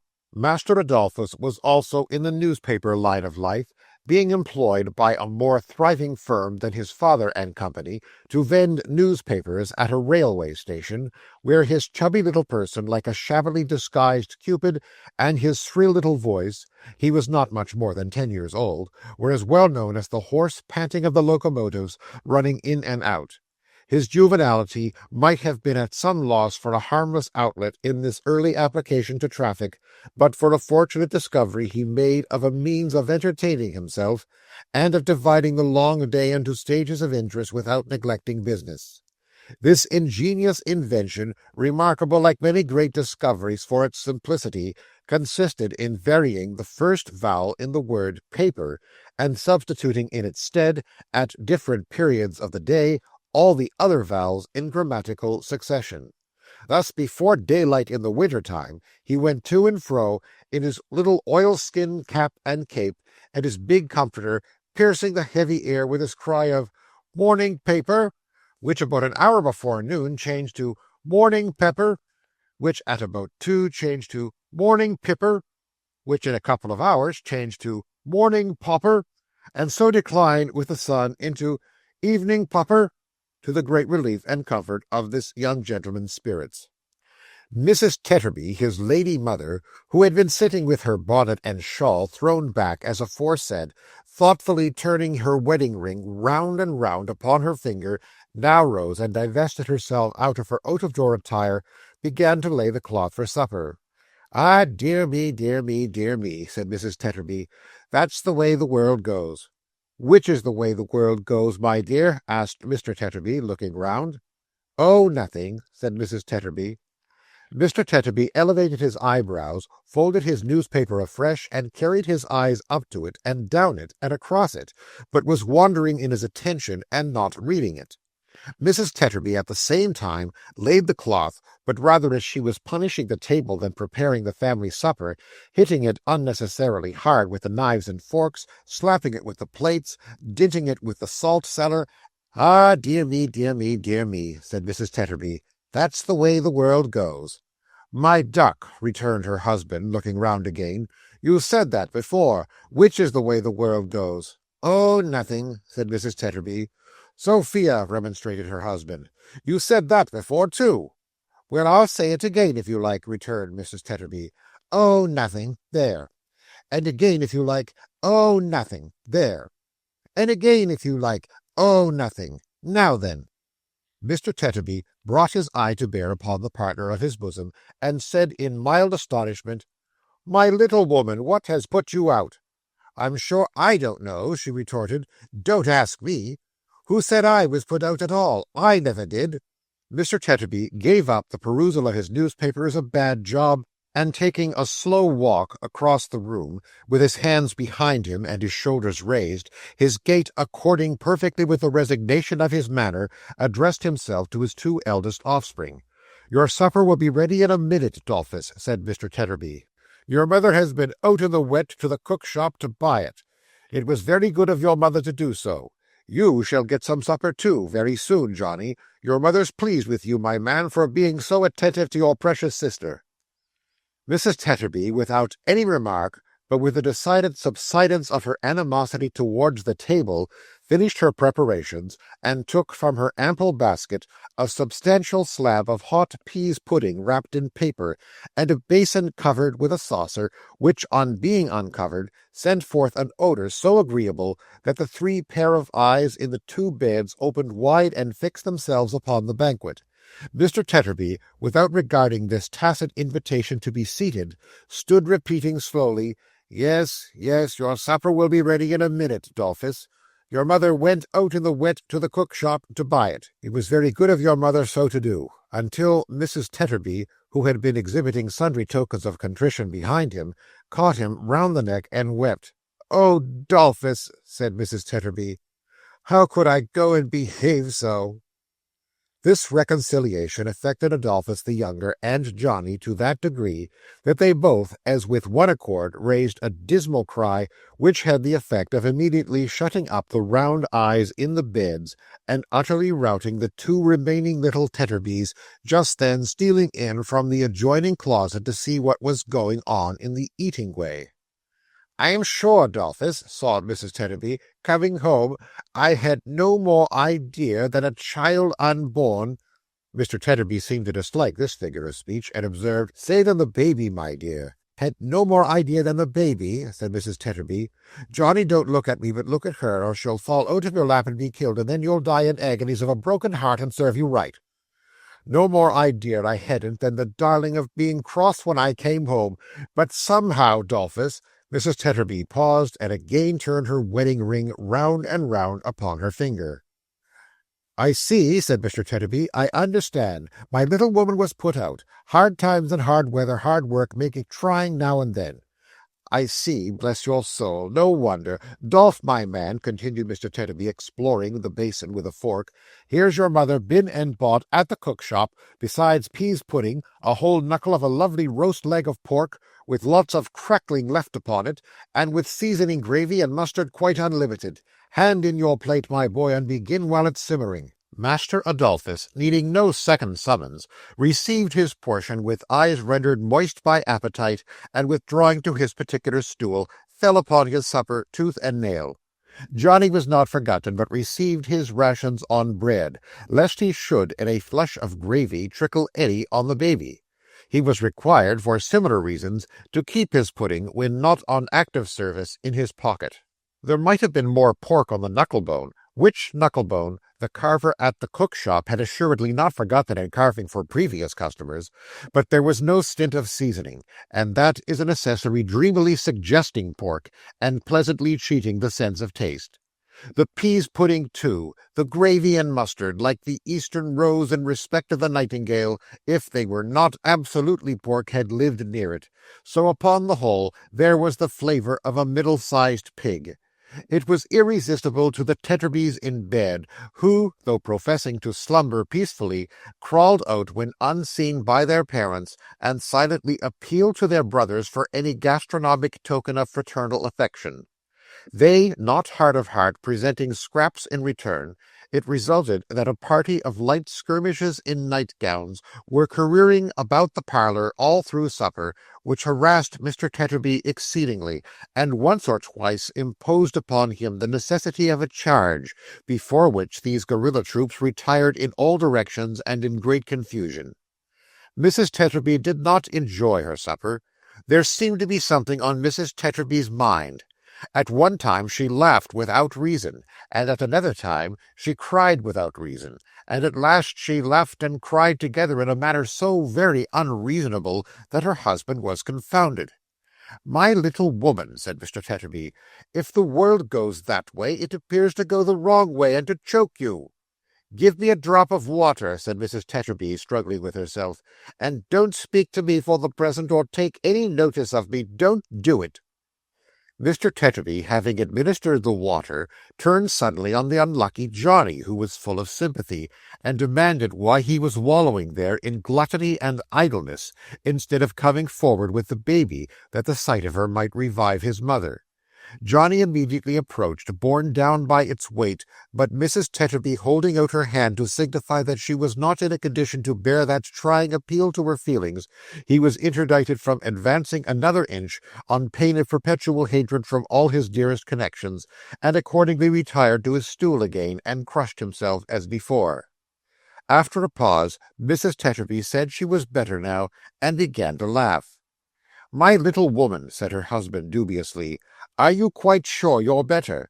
Or are you, Sophia, about to break out in a fresh direction?" "No, Dolphus, no," replied his wife. "I'm quite myself." With that, settling her hair and pressing the palms of her hands upon her eyes, she laughed again. "What a wicked fool I was to think so for a moment," said Mrs. Tetterby. "Come nearer, Dolphus, and let me ease my mind, and tell you what I mean. Let me tell you all about it." Mr. Tetterby bringing his chair closer, Mrs. Tetterby laughed again, gave him a hug, and wiped her eyes. "You know, Dolphus, my dear," said Mrs. Tetterby, "that when I was single I might have given myself away in several directions. At one time 4 after me at once. 2 of them were sons of Mars." "We're all sons of Mars, my dear," said Mr. Tetterby, "jointly with Pars." "I don't mean that," replied his wife. "I mean soldiers, sergeants." "Oh," said Mr. Tetterby.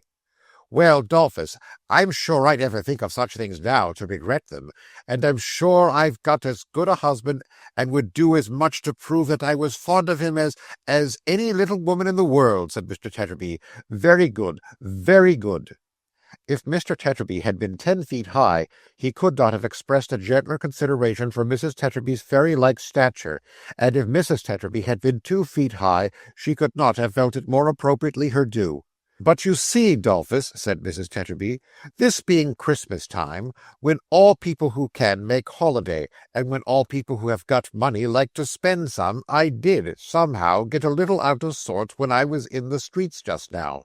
There were so many things to be sold, such delicious things to eat, such fine things to look at, such delightful things to have, and there was so much calculating and calculating necessary before I durst lay out a sixpence for the commonest thing, and the basket was so large and wanted so much in it, and my stock of money was so small and would go such a little way.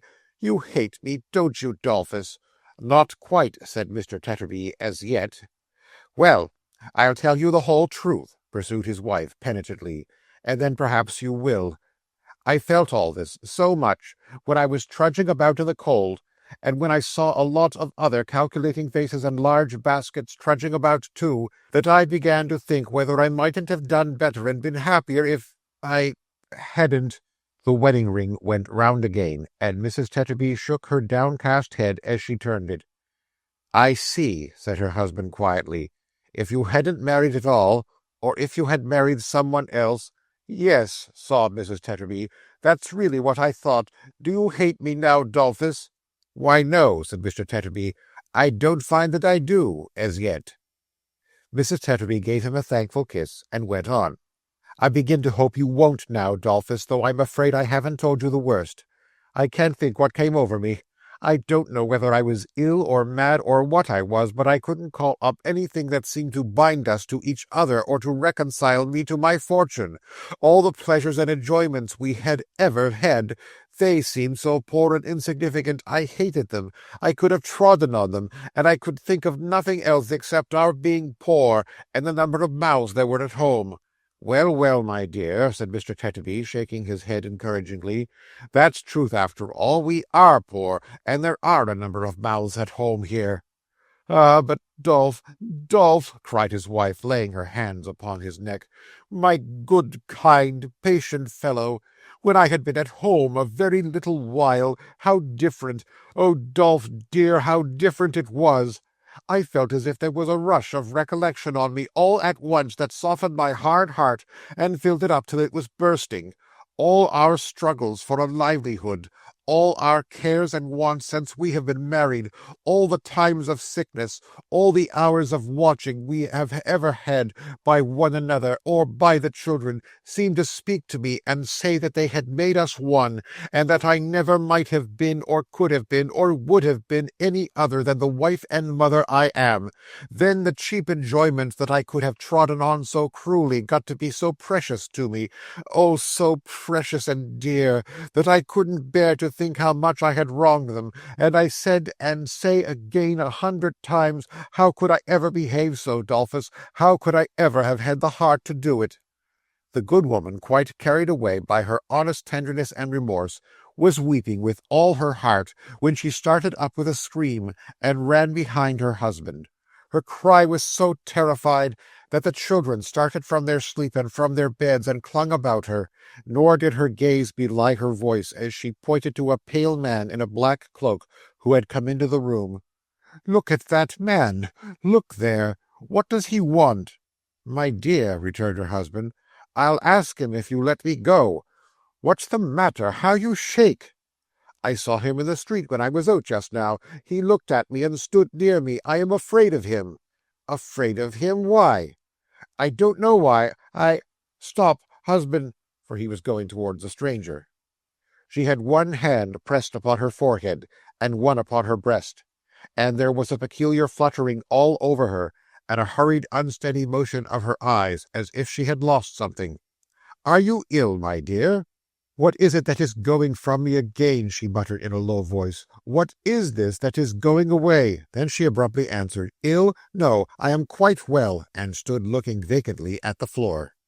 Her husband, who had not been altogether free from the infection of her fear at first, and whom the present strangeness of her manner did not tend to reassure, addressed himself to the pale visitor in the black cloak, who stood still, and whose eyes were bent upon the ground.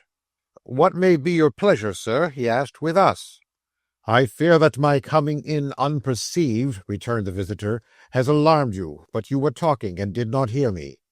"My little woman says, perhaps you heard her say it," returned Mr. Tetterby, "that it's not the first time you have alarmed her tonight." "I am sorry for it. I remember to have observed her for a few moments only in the street.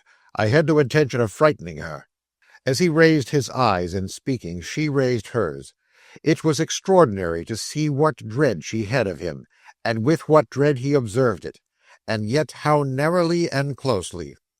"My name," he said, "is Redlaw. I come from the old college hard by. A young gentleman who is a student there lodges in your house, does he not?" "Mr. Denham?" said Tetterby. "Yes." It was a natural action, and so slight as to be hardly noticeable, but the little man, before speaking again, passed his hand across his forehead, and looked quickly round the room, as though he were sensible of some change in its atmosphere. The chemist, instantly transferring to him the look of dread he had directed towards the wife, stepped back, and his face turned paler. "The gentleman's room," said Tetterby, "is upstairs, sir.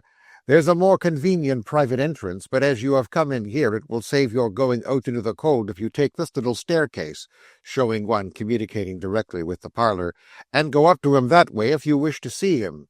"Yes, I wish to see him," said the chemist. "Can you spare a light?" The watchfulness of his haggard look, and the inexplicable distrust that darkened it, seemed to trouble Mr. Tetterby. He paused, and looked fixedly at him in return, stood for a minute or two like a man stupefied or fascinated. At length he said, "I'll light you, sir, if you follow me." "No," replied the chemist, "I don't wish to be attended or announced to him. He does not expect me. I would rather go alone. Please to give me the light, if you can spare it, and I'll find the way."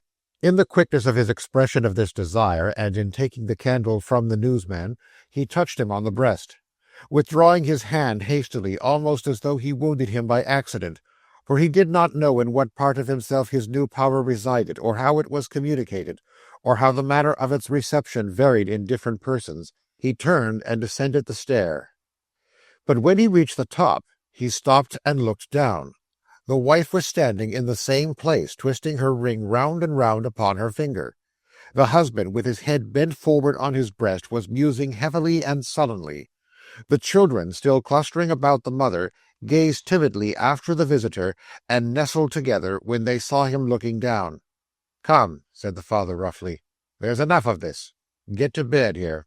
"The place is inconvenient and small enough," the mother added, "without you. Get to bed." The whole brood, scared and sad, crept away, little Johnny and the baby lagging last. The mother, glancing contemptuously round the sordid room, and tossing from her the fragments of their meal, stopped on the threshold of her task of clearing the table, and sat down, pondering idly and dejectedly. The father betook himself to the chimney-corner, and impatiently raking the small fire together, bent over it as if he would monopolize it all. They did not interchange a word. The chemist, paler than before, stole upward like a thief, looking back upon the change below, and dreading equally to go on or return. "What have I done?" he said confusedly. "What am I going to do?" "To be the benefactor of mankind," he thought he heard a voice reply. He looked round, but there was nothing there, and a passage now shutting out the little parlour from his view, he went on, directing his eyes before him at the way he went. "It is only since last night," he muttered gloomily, "that I have remained shut up, and yet all things are strange to me. I am strange to myself. I am here as in a dream. What interest have I in this place, or in any place that I can bring to my remembrance? My mind is going blind." There was a door before him, and he knocked at it. Being invited by a voice within to enter, he complied. "Is that my kind nurse?" said the voice. "But I need not ask her. There is no one else to come here."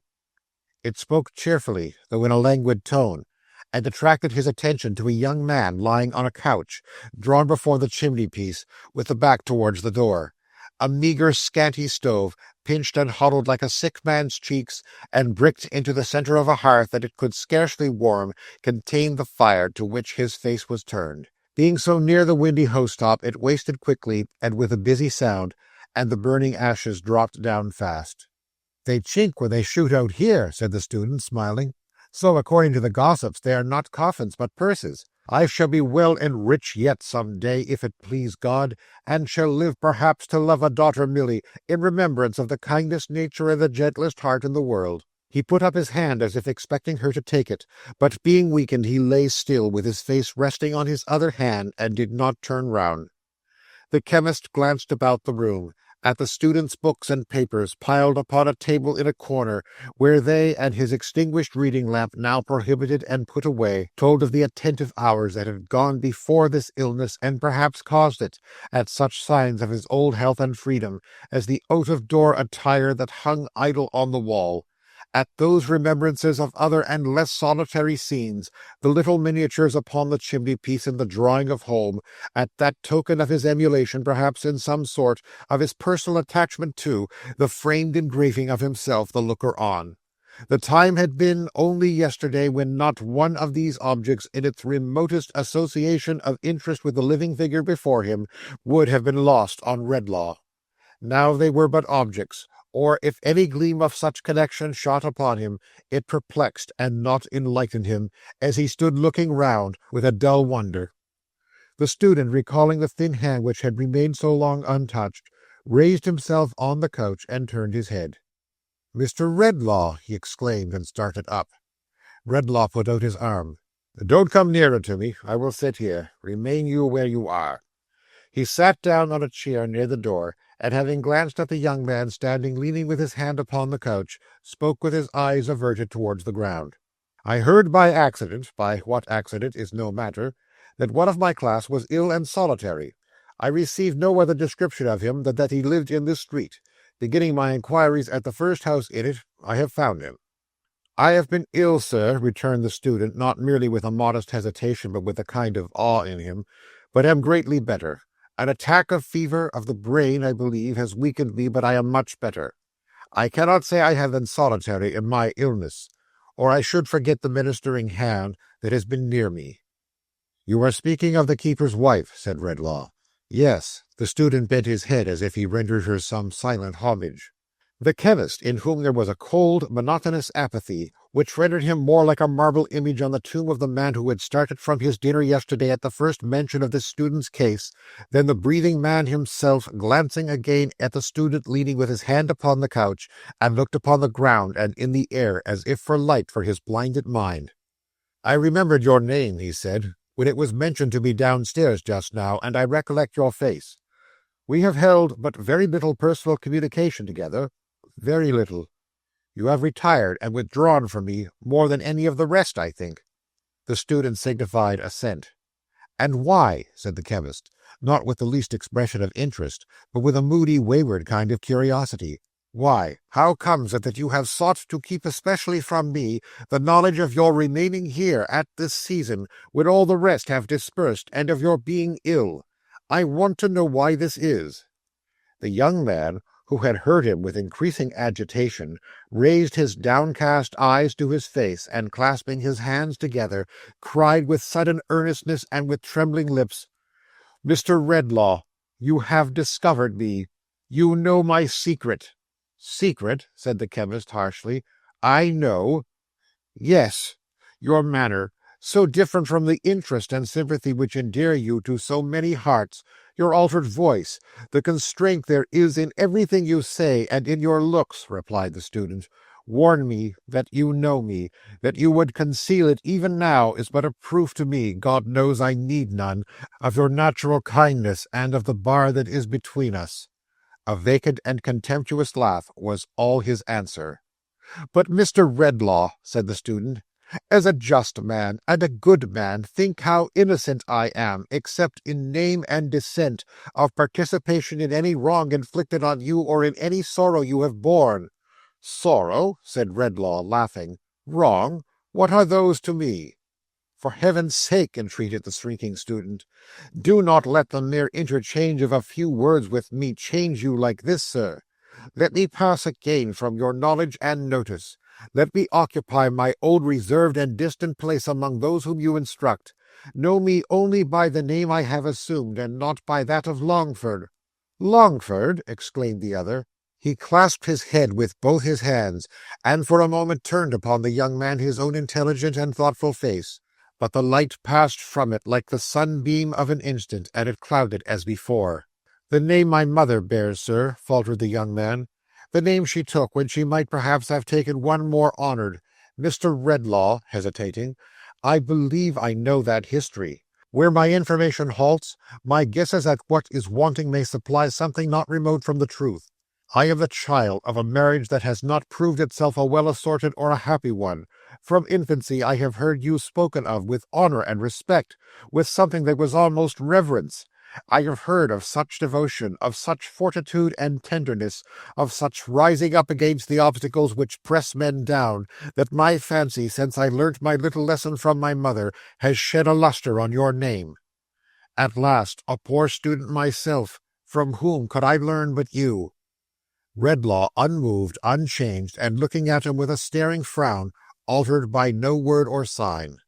I cannot say, pursued the other, I should try in vain to say, how much it has impressed me and affected me to find the gracious traces of the past in that certain power of winning gratitude and confidence which is associated among us students, among the humblest of us most, with Mr. Redlaw's generous name. Our ages and positions are so different, sir, and I am so accustomed to regard you from a distance, that I wonder at my own presumption when I touch, however lightly, on that theme.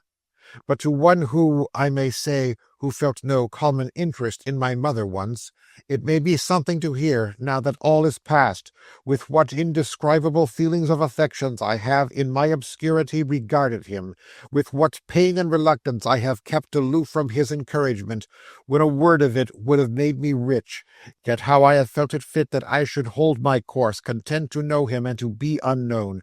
Mr. Redlaw, said the student faintly, what I would have said, I have said ill, for my strength is strange to me as yet. But for anything unworthy in this fraud of mine, forgive me, and for all the rest forgive me. The staring frown remained on Redlaw's face, and yielded to no other expression until the student with these words advanced towards him, as if to touch his hand, when he drew back and cried to him, "Don't come nearer to me." The young man stopped, shocked by the eagerness of his recoil, and by the sternness of his repulsion, and he passed his hand thoughtfully across his forehead. "The past is past," said the chemist. "It dies like the brutes. Who talks of me of its traces in my life? He raves or lies. What I have to do with your distempered dreams? If you want money, here it is. I came to offer it, and that is all I came for. There can be nothing else that brings me here," he muttered, holding his head again with both his hands. "There can be nothing else, and yet—" He had tossed his purse upon the table. As he fell into this dim cogitation with himself, the student took it up and held it out to him. "Take it back, sir," he said proudly, though not angrily. "I wish you could take from me with it the remembrance of your words and offer." "You do?" he retorted, with a wild light in his eyes. "You do?" "I do." The chemist went close to him for the first time, and took the purse, and turned him by the arm and looked him in the face. "There is sorrow and trouble and sickness, is there not?" he demanded, with a laugh. The wondering student answered, "Yes." "In its unrest, in its anxiety, in its suspense, in all its train of physical and mental miseries," said the chemist with a wild, unearthly exultation. "All best forgotten, are they not?" The student did not answer, but again passed his hand confusedly across his forehead. Redlaw still held him by the sleeve, when Milly's voice was heard outside. "I can see very well now," she said. "Thank you, Dolph. Don't cry, dear. Father and Mother will be comfortable again tomorrow, and home will be comfortable too. A gentleman with him, is there?" Redlaw released his hold as he listened. "I have feared for the first moment," he murmured to himself, "to meet her. There is a steady quality of goodness in her that I dread to influence. I may be the murderer of what is tenderest and best within her bosom." She was knocking at the door. "Shall I dismiss it as an idle foreboding, or still avoid her?" he muttered, looking uneasily around. She was knocking at the door again. "Of all the visitors who could come here," he said in a hoarse, alarmed voice, turning to his companion, "this is the one I should desire most to avoid. Hide me." The student opened a frail door in the wall, communicating with a garret roof, began to slope towards the floor with a small inner room. Redlaw passed in hastily and shut it after him. The student then resumed his place upon the couch, and called to her to enter. "Dear Mr. Edmund," said Milly, looking round, "they told me there was a gentleman here." "There is no one here but I." "There has been some one?" Yes, there has been some one." She put her little basket on the table and went up to the back of the couch as if to take the extended hand, but it was not there. A little surprised in her quiet way, she leaned over to look at his face and gently touched him on the brow. "Are you quite as well tonight? Your head is not so cool as in the afternoon." "Tut," said the student petulantly, "very little ails me." A little more surprise, but no reproach, was expressed in her face as she withdrew to the other side of the table and took a small packet of needlework from her basket. But she laid it down again on second thoughts, and going noiselessly about the room, set everything exactly in its place and in the neatest order, even to the cushions on the couch, which she touched with so light a hand that he hardly seemed to know it as he lay looking at the fire.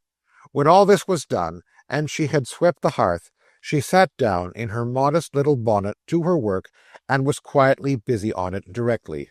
"It's the new muslin curtain for the window, Mr. Edmund," said Milly, stitching away as she talked. "It will look very clean and nice, though it costs very little, and will save your eyes, too, from the light. My William says the room should not be too light just now when you are recovering so well, or the glare might make you giddy." He said nothing, but there was something so fretful and impatient in his change of position that her quick fingers stopped, and she looked at him anxiously. "The pillows are not comfortable," she said, laying down her work and rising. "I will soon put them right." "They are very well," he answered. "Leave them alone, pray. You make so much of everything." He raised his head to say this, and looked at her so thanklessly that after he had thrown himself down again she stood timidly pausing. However, she resumed her seat and her needle without having directed even a murmuring look towards him, and was soon as busy as before. "I have been thinking, Mr. Edmund, that you have been often thinking of late, when I have been sitting by, how true the saying is, that adversity is a good teacher. Health will be more precious to you after this illness than it has ever been, and years hence, when this time of year comes round, and you remember the days when you lay here sick alone, that the knowledge of your illness might not afflict those who are dearest to you, your home will be doubly dear and doubly blessed. Now isn't that a good, true thing?" She was too intent upon her work, and too earnest in what she said, and too composed and quiet altogether, to be on the watch for any look he might direct towards her in reply, so the shift of his ungrateful glance fell harmless, and did not wound her. "Ah," said Milly, with her pretty head inclining thoughtfully on one side, as she looked down, following her busy fingers with her eyes, "even on me, and I am very different from you, Mr. Edmund, for I have no learning and don't know how to think properly, this view of such things has made a great impression since you have been lying ill. When I have seen you so touched by the kindness and attention of the poor people downstairs, I have felt that you thought even that experience some repayment for the loss of health, and I have read in your face as plain as if it was a book, that but for some trouble and sorrow we should never know half the good there is about us." His getting up from the couch interrupted her, or she was going on to say more. "We needn't magnify the merit, Mrs. William," he rejoined slightingly. "The people downstairs will be paid in good time, I dare say, for any little extra service they may have rendered me, and perhaps they anticipate no less. I am much obliged to you, too." His fingers stopped, and she looked at him. "I can't be made to feel the more obliged by your exaggerating the case," he said. "I am sensible that you have been interested in me, and I say I am much obliged to you. What more would you have?" Her work fell on her lap as she still looked at him, walking to and fro with an intolerant air, and stopping now and then.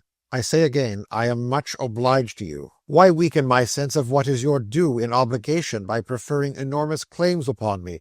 Trouble, sorrow, affliction, adversity. One might suppose I had been dying a score of deaths here."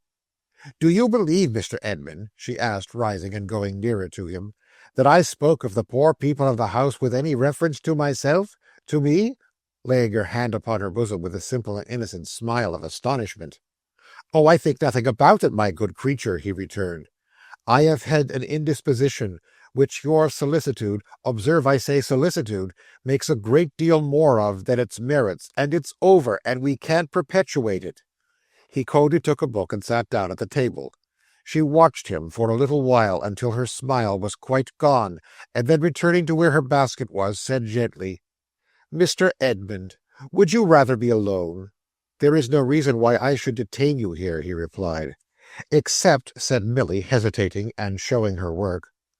"Oh, the curtain," he answered with a supercilious laugh. "That's not worth staying for." She made up the little packet again and put it in her basket. Then, standing before him, with such an air of patient entreaty that he could not choose but look at her, she said, "If you should want me, I will come back willingly. When you did want me, I was quite happy to come. There was no merit in it. I think you must be afraid that now you are getting well, I may be troublesome to you. But I should not have been, indeed. I should have come no longer than your weakness and confinement lasted. You owe me nothing. But it is right that you should deal as justly by me as if I were a lady, even the very lady that you love, and if you suspect me of meanly making much of the little I have tried to do to comfort your sick room, you do yourself more wrong than ever you can do me. That is why I am sorry. That is why I am very sorry." If she had been as passionate as she was quiet, as indignant as she was calm, as angry in her look as she was gentle, as loud of tone as she was low and clear, she might have left no sense of her departure in the room compared with that which fell upon the lonely student when she went away. He was gazing drearily upon the place where she had been, when Redlaw came out of his concealment and came to the door. "When sickness lays its hand on you again," he said, looking fiercely back at him, "may it be soon. Die here. Rot here." "What have you done?" returned the other, catching at his cloak. "What change have you wrought in me? What curse have you brought upon me? Give me back myself." "Give me back myself," exclaimed Redlaw like a madman. "I am infected. I am infectious. I am charged with poison for my own mind and the minds of all mankind. Where I felt interest, compassion, sympathy, I am turning into stone. Selfishness and ingratitude spring up in my blighted footsteps. I am only so much less base than the wretches whom I make so, that in the moment of their transformation I can hate them."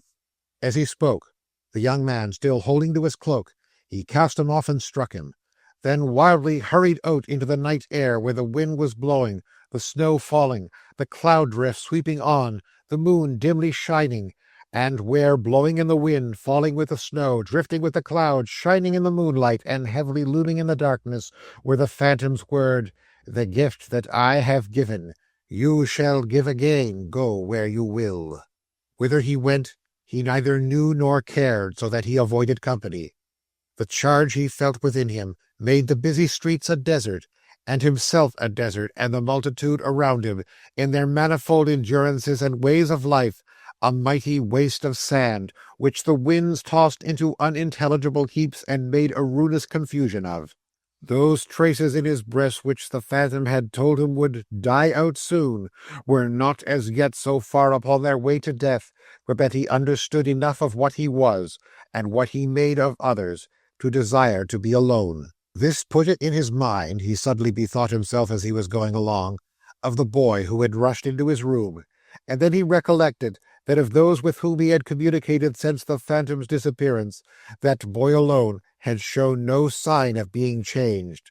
Monstrous and odious as the wild thing was to him, he determined to seek it out, and prove if this were really so, and also to seek it with another intention, which came into his thoughts at the same time.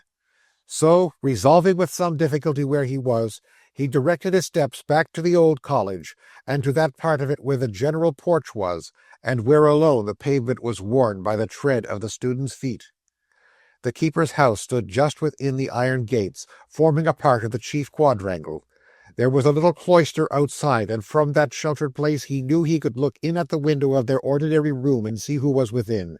The iron gates were shut, but his hand was familiar with the fastening, and drawing it back by thrusting in his wrist between the bars, he passed through softly, shut it again, and crept up to the window, crumbling the thin crust of snow with his feet. The fire to which he had directed the boy last night, shining brightly through the glass, made an illuminated place upon the ground.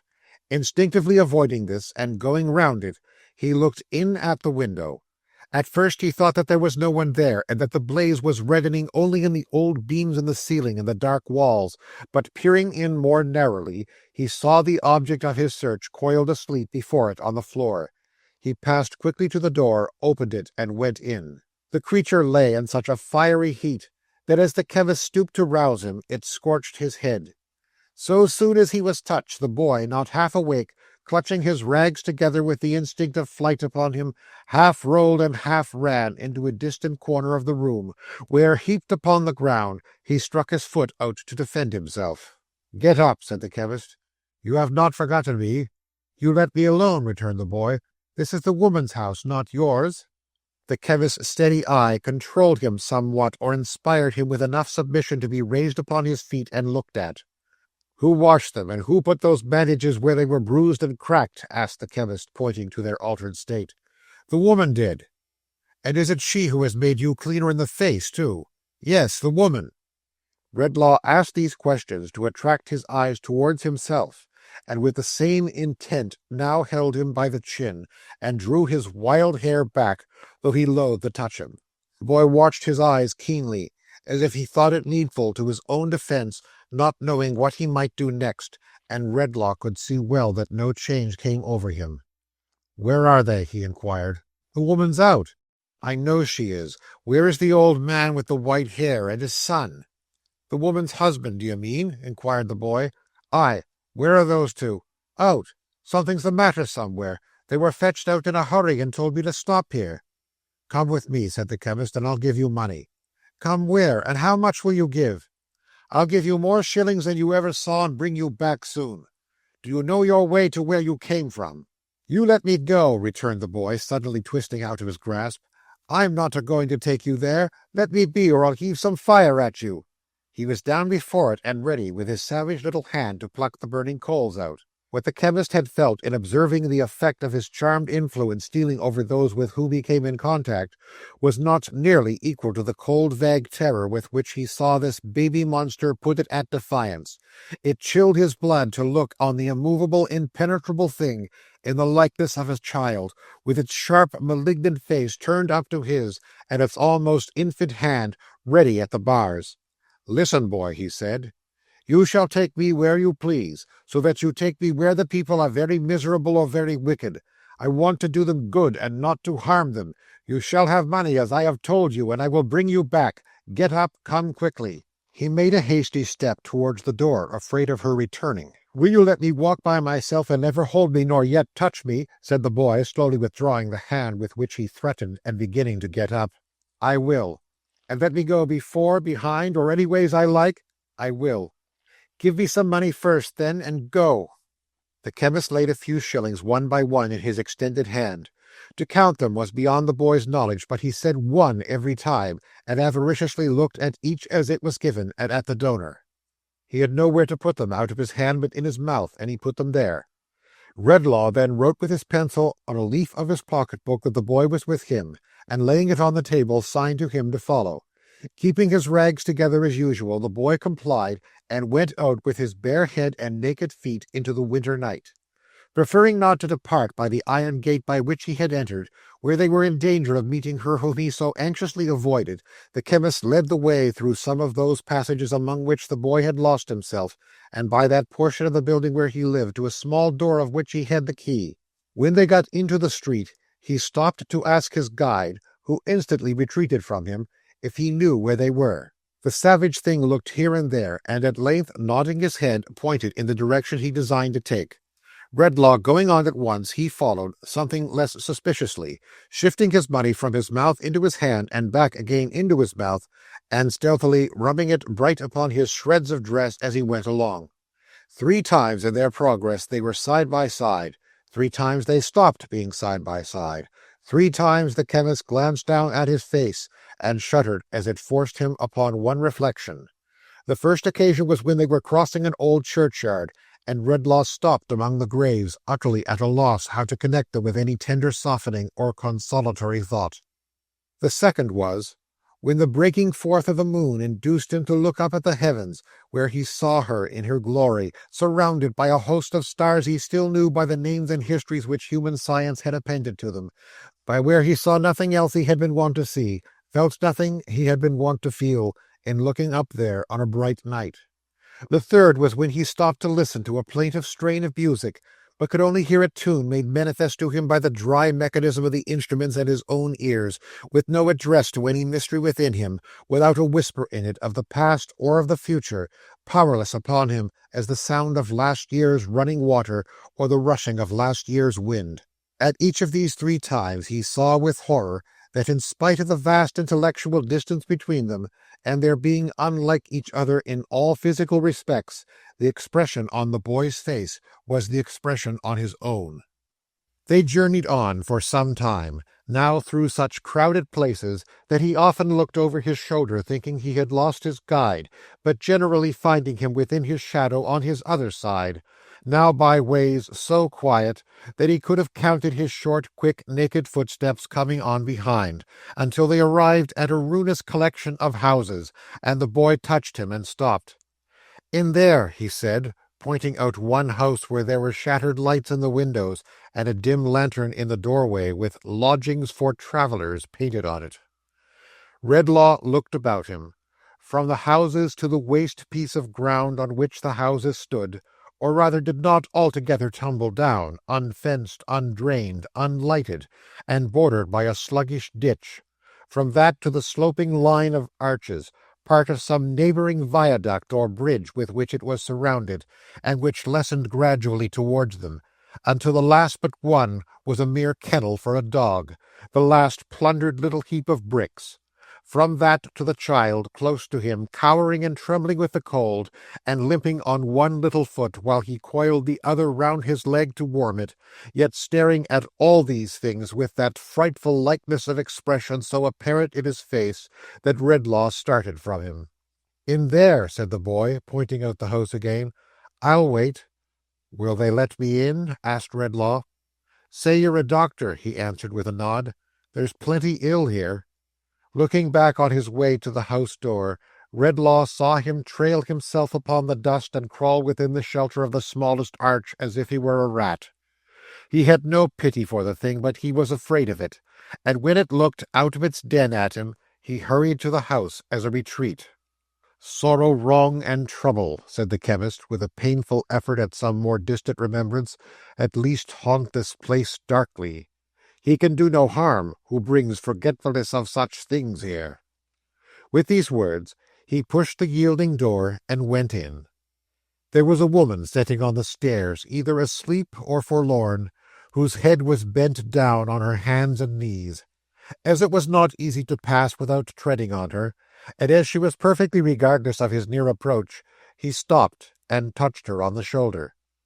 Looking up, she showed him quite a young face, but one whose bloom and promise were all swept away, as if the haggard winter should unnaturally kill the spring. With little or no show of concern on his account, she moved nearer to the wall to leave him a wider passage. "What are you?" said Redlaw, pausing with his hand upon the broken stair-rail. "What do you think I am?" she answered, showing him her face again. He looked upon the ruined temple of God, so lately made, so soon disfigured, and something which was not compassion, for the springs in which a true compassion for such miseries had its rise were dried up in his breast, but which was nearer to it for the moment than any feeling that had lately struggled into the darkening but not yet wholly darkened night of his mind, mingled a touch of softness with his next words. "I am come here to give relief if I can," he said. "Are you thinking of any wrong?" She frowned at him and then laughed, and then her laugh prolonged itself into a shivering sigh as she dropped her head again and hid her fingers in her hair. "Are you thinking of a wrong?" he asked once more. "I am thinking of my life," she said, with a momentary look at him. He had a perception that she was one of many, and that he saw the type of thousands when he saw her drooping at his feet. "What are your parents?" he demanded. "I had a good home once. My father was a gardener, far away in the country." "Is he dead?" "He's dead to me. All such things are dead to me. You, a gentleman, and not know that." She raised her eyes again and laughed at him. "Girl," said Redlaw sternly, "before this death of all such things was brought about, was there no wrong done to you? In spite of all that you can do, does no remembrance of wrong cleave to you? Are there not times upon times when it is misery to you?" So little of what was womanly was left in her appearance, that now when she burst into tears he stood amazed. But he was more amazed and much disquieted to note that in her awkward recollection of this wrong, the first trace of her old humanity and frozen tenderness appeared to show itself. He drew a little off, and in doing so observed that her arms were black, her face cut, and her bosom bruised. "What brutal hand has hurt you so?" he asked. "My own. I did it myself," she answered quickly. "It is impossible." "I'll swear I did. He didn't touch me. I did it to myself in a passion and threw myself down here. He wasn't near me. He never laid a hand upon me."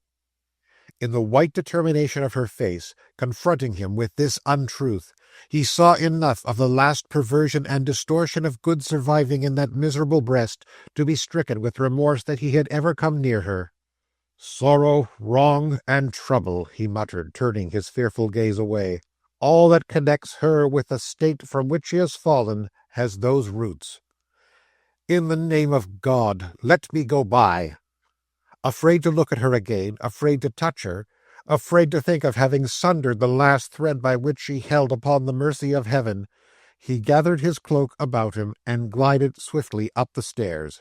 Opposite to him on the landing was a door, which stood partly open, and which, as he ascended, a man with a candle in his hand came forward from within to shut.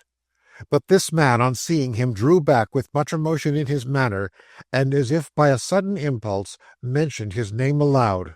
In the surprise of such a recognition there, he stopped, endeavouring to recollect the wan and startled face.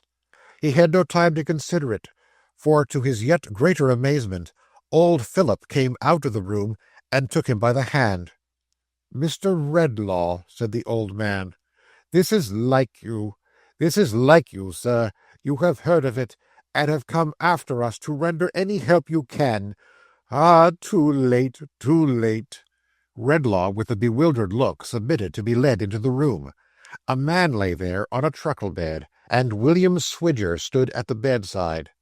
"Too late," murmured the old man, looking wistfully into the chemist's face, and the tears stole down his cheeks. "That's what I say, father," imposed his son in a low voice.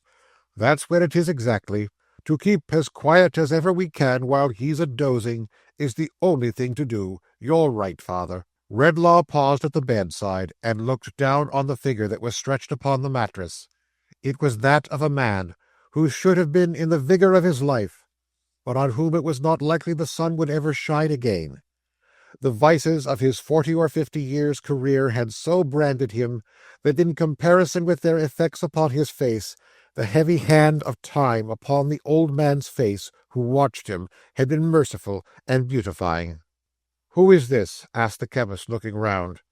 "My son George, Mr. Redlaw," said the old man, wringing his hands. "My eldest son George, who was more his mother's pride than all the rest." Redlaw's eyes wandered from the old man's grey head as he laid it down upon the bed, to the person who had recognized him, and who had kept aloof in the remotest corner of the room. He seemed to be about his own age, and although he knew no such hopeless decay and broken man as he appeared to be, there was something in the turn of his figure, as he stood with his back towards him, and now went out at the door, that made him pass his hand uneasily across his brow. "William," he said in a gloomy whisper, "who is that man?" "Why, you see, sir," returned Mr. William, "that's what I say myself. Why should a man ever go and gamble and the like of that, and let himself down inch by inch till he can't let himself down any lower?" "Has he done so?" asked Redlaw, glancing after him with the same uneasy action as before. "Just exactly that, sir," returned William Swidger, "as I'm told. He knows a little about medicine, sir, it seems, and having been wayfaring towards London with my unhappy brother that you see here," Mr. William passed his coat-sleeve across his eye, "and being lodging upstairs for the night, what I say, you see, is that strange companions come together here sometimes. He looked in to attend upon him, and came for us at his request. What a mournful spectacle, sir! But that's where it is. It's enough to kill my father." Redlaw looked up at these words, and recalling where he was and with whom, and the spell he carried with him, which his surprise had obscured, retired a little hurriedly, debating with himself whether to shun the house that moment or remain. Yielding to a certain sullen doggedness, which it seemed to be part of his condition to struggle with, he argued for remaining. "Was it only yesterday," he said, "when I observed the memory of this old man to be a tissue of sorrow and trouble, and shall I be afraid tonight to shake it? Are such remembrances as I can drive away so precious to this dying man that I need fear for him? No, I'll stay here." But he stayed in fear and trembling none the less for these words, and shrouded in his black cloak with his face turned from them, stood away from the bedside, listening to what they said, as if he felt himself a demon in the place. "Father," murmured the sick man, rallying a little from stupor. "My boy, my son George," said old Philip. "You spoke just now of being mother's favourite long ago. It's a dreadful thing to think now of long ago." "No, no, no," returned the old man. "Think of it. Don't say it's dreadful. It's not dreadful to me, my son. It cuts you to the heart, father," for the old man's tears were falling on him. "Yes, yes," said Philip. "So it does. But it does me good. It's a heavy sorrow to think of that time, but it does me good, George. Oh, think of it, too. Think of it, too, and your heart will be softened more and more. Where's my son William? William, my boy, your mother loved him dearly to the last, and with her latest breath said, 'Tell him I forgive him,' blessed him and prayed for him. Those were her words to me. I have never forgotten them, and I'm 87. "Father," said the man upon the bed, "I am dying, I know. I am so far gone that I can hardly speak even of what my mind most runs on. Is there any hope for me beyond this bed?" "There is hope," returned the old man, "for all who are softened and penitent.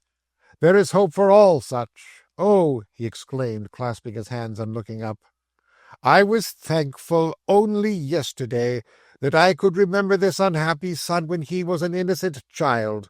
But what a comfort it is now to think that even God himself has that remembrance of him." Redlaw spread his hands upon his face and shrank like a murderer. "Ah," feebly moaned the man upon the bed, "the waste since then, the waste of life since then." "But he was a child once," said the old man. "He played with children. Before he lay down on his bed at night and fell into his guiltless rest, he said his prayers at his poor mother's knee. I have seen him do it many a time, and seen her lay his head upon her breast and kiss him. Sorrowful as it was to her and me to think of this, when he went so wrong, and when our hopes and plans for him were all broken, this gave him still a hold upon us that nothing else could have given. O Father, so much better than the fathers upon earth! O Father, so much more afflicted by the errors of thy children, take this wanderer back, not as he is, but as he was then. Let him cry to thee as he has so often seemed to cry to us."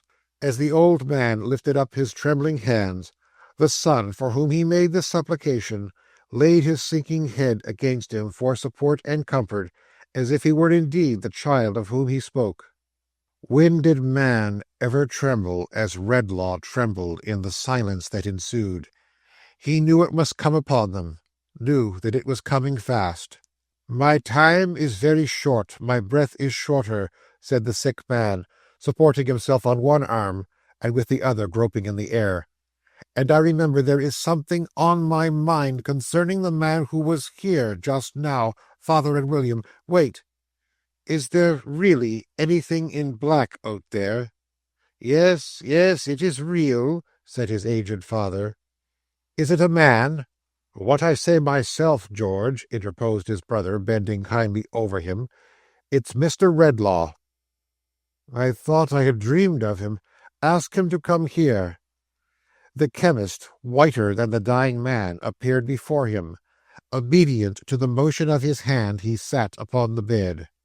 "It has been so ripped up tonight, sir," said the sick man, laying his hand upon his heart, with a look in which the mute imploring agony of his condition was concentrated. by the sight of my poor old father, and the thought of all the trouble I have been the cause of, and all the wrongs and sorrow lying at my door, that was it the extremity to which he had come, or was it the dawning of another change that made him stop? That what I can do right, with my mind running on so much, so fast, I'll try to do. There was another man here. Did you see him? Redlaw could not reply by any word, for when he saw that fatal sign he knew so well now of the wandering hand upon the forehead, his voice died at his lips, but he made some indication of assent. He is penniless, hungry, and destitute. He is completely beaten down and has no resource at all. Look after him, lose no time. I know he has it in his mind to kill himself. It was working. It was on his face. His face was changing, hardening, deepening in all its shades and losing all its sorrow. Don't you remember? Don't you know him? He pursued. He shut his face out for a moment, with the hand that again wandered over his forehead, and then it lowered on Redlaw, reckless, ruffianly, and callous. Why, damn you, he said, scowling round. What have you been doing to me here? I have lived bold, and I mean to die bold. To the devil with you.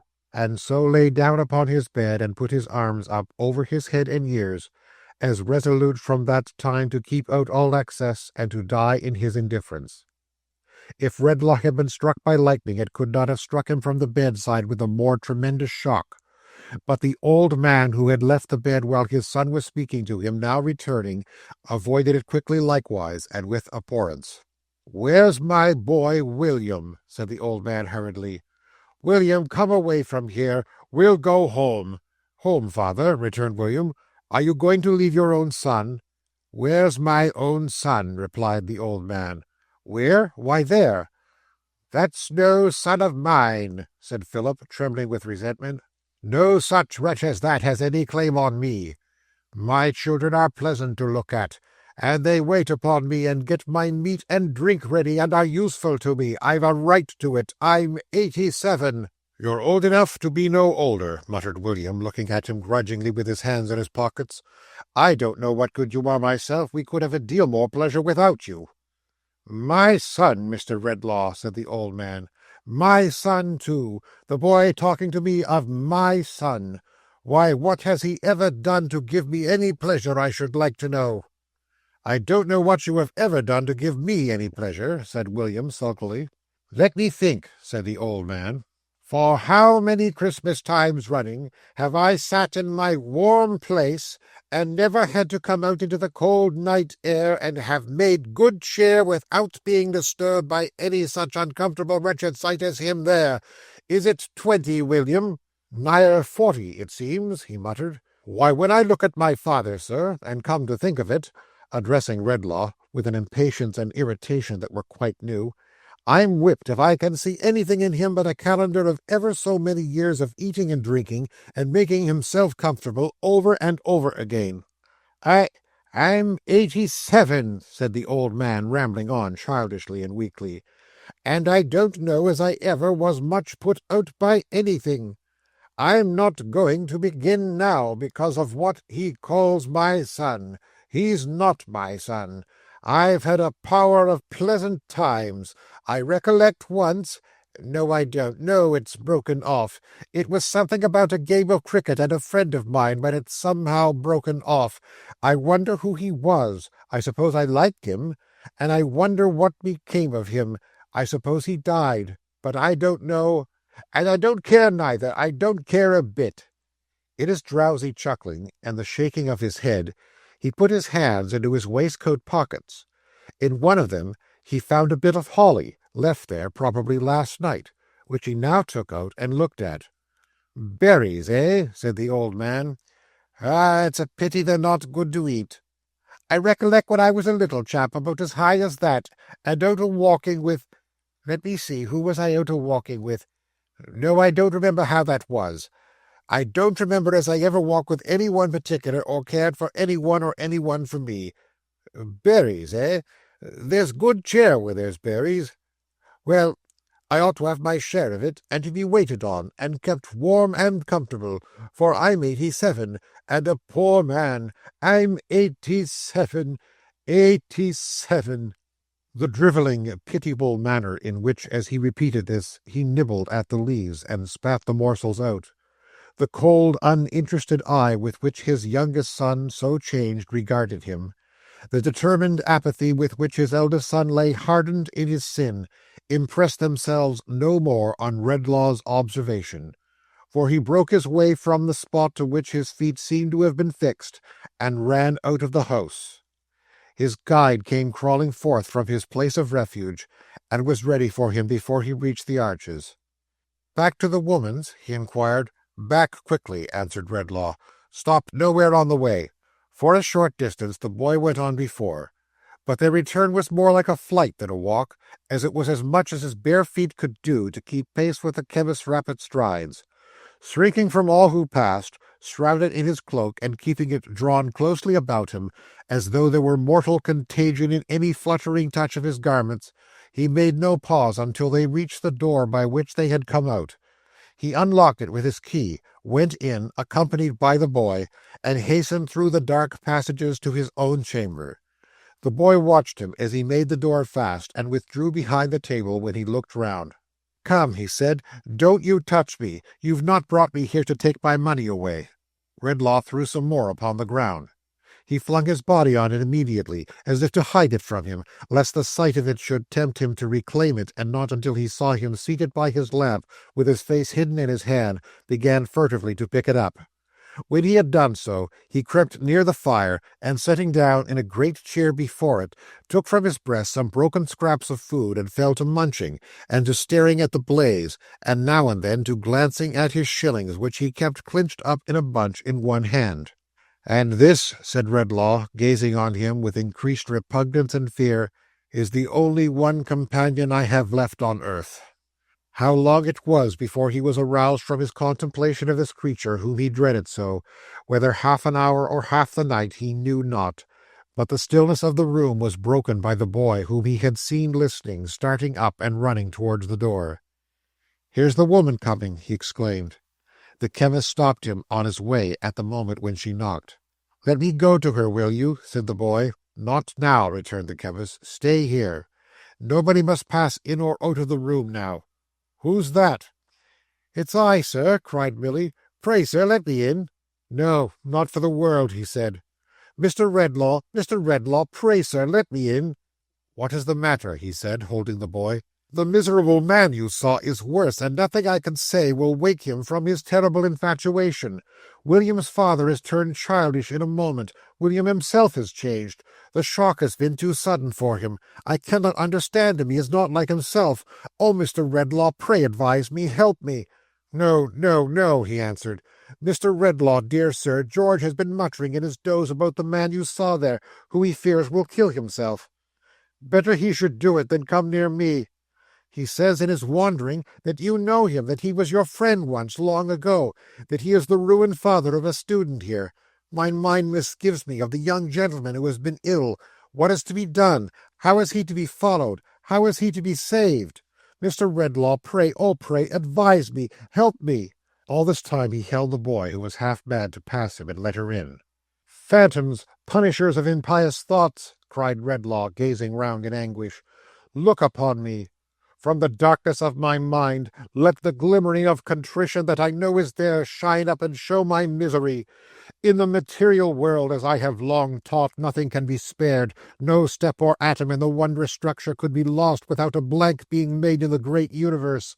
I know now that it is the same with good and evil, happiness and sorrow in the memories of men. Pity me, relieve me."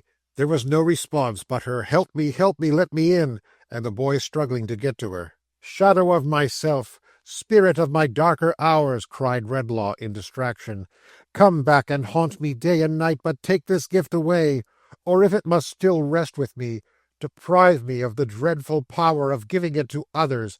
Undo what I have done. Leave me benighted, but restore the day to those whom I have cursed. As I have spared this woman from the first, and as I never will go forth again, but will die here with no hand to tend me, save this creature who is proof against me. Hear me." The only reply still was the boy struggling to get to her, while he held him back, and the cry increasing in its energy, "Help! Let me in! He was your friend once. How shall he be followed? How shall he be saved? They are all changed. There is no one else to help me. Pray, pray, let me in." Chapter 3. The Gift Reversed. Night was still heavy in the sky.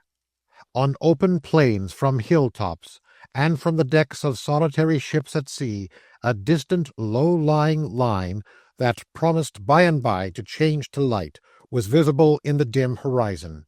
But its promise was remote and doubtful, and the moon was striving with the night clouds busily. The shadows upon Redlaw's mine succeeded thick and fast to one another, and obscured its light as the night clouds hovered between the moon and earth, and kept the latter veiled in darkness. Fitful and uncertain as the shadows which the night clouds cast were their concealments from him, and imperfect revelations to him. And like the night cloud still, if the clear light broke forth for a moment, it was only that they might sweep over it and make the darkness deeper than before. Without, there was a profound and solemn hush upon the ancient pile of building, and the buttresses and angles made dark shapes of mystery upon the ground, which now seemed to retire into the smooth white snow, and now seemed to come out of it as the moon's path was more or less beset.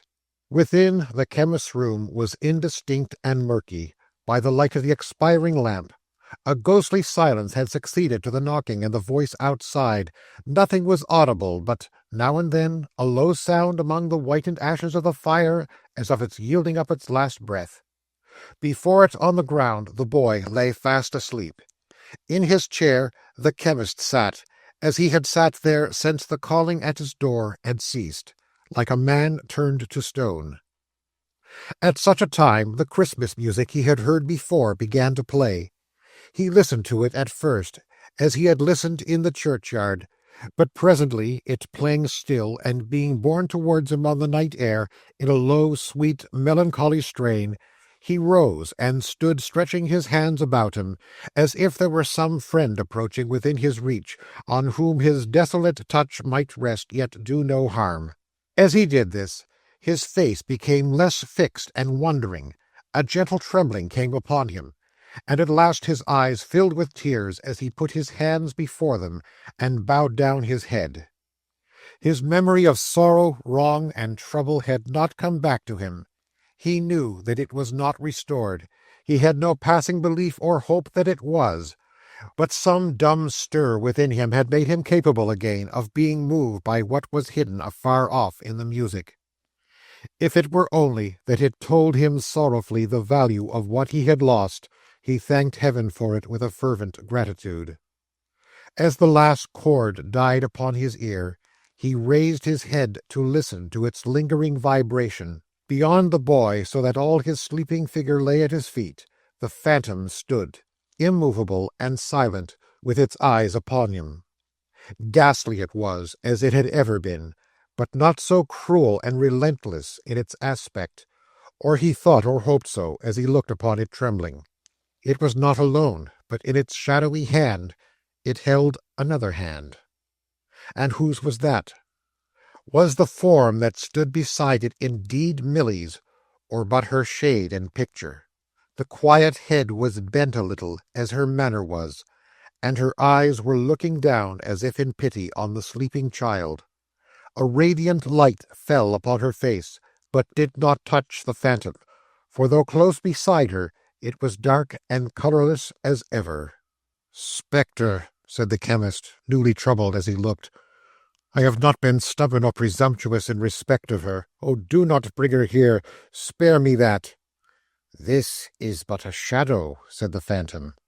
"When the morning shines, seek out the reality, whose image I present before you." "Is it my inexorable doom to do so?" cried the chemist. "It is," replied the phantom. "To destroy her peace, her goodness, to make her what I am myself and what I have made of others. I have said, seek her out, returned the phantom. I have said no more. Oh, tell me, exclaimed Redlaw, catching at the hope which he fancied might lie hidden in the words. Can I undo what I have done? No, returned the phantom. I do not ask for restoration to myself, said Redlaw. What I abandoned of my own free will, and have justly lost.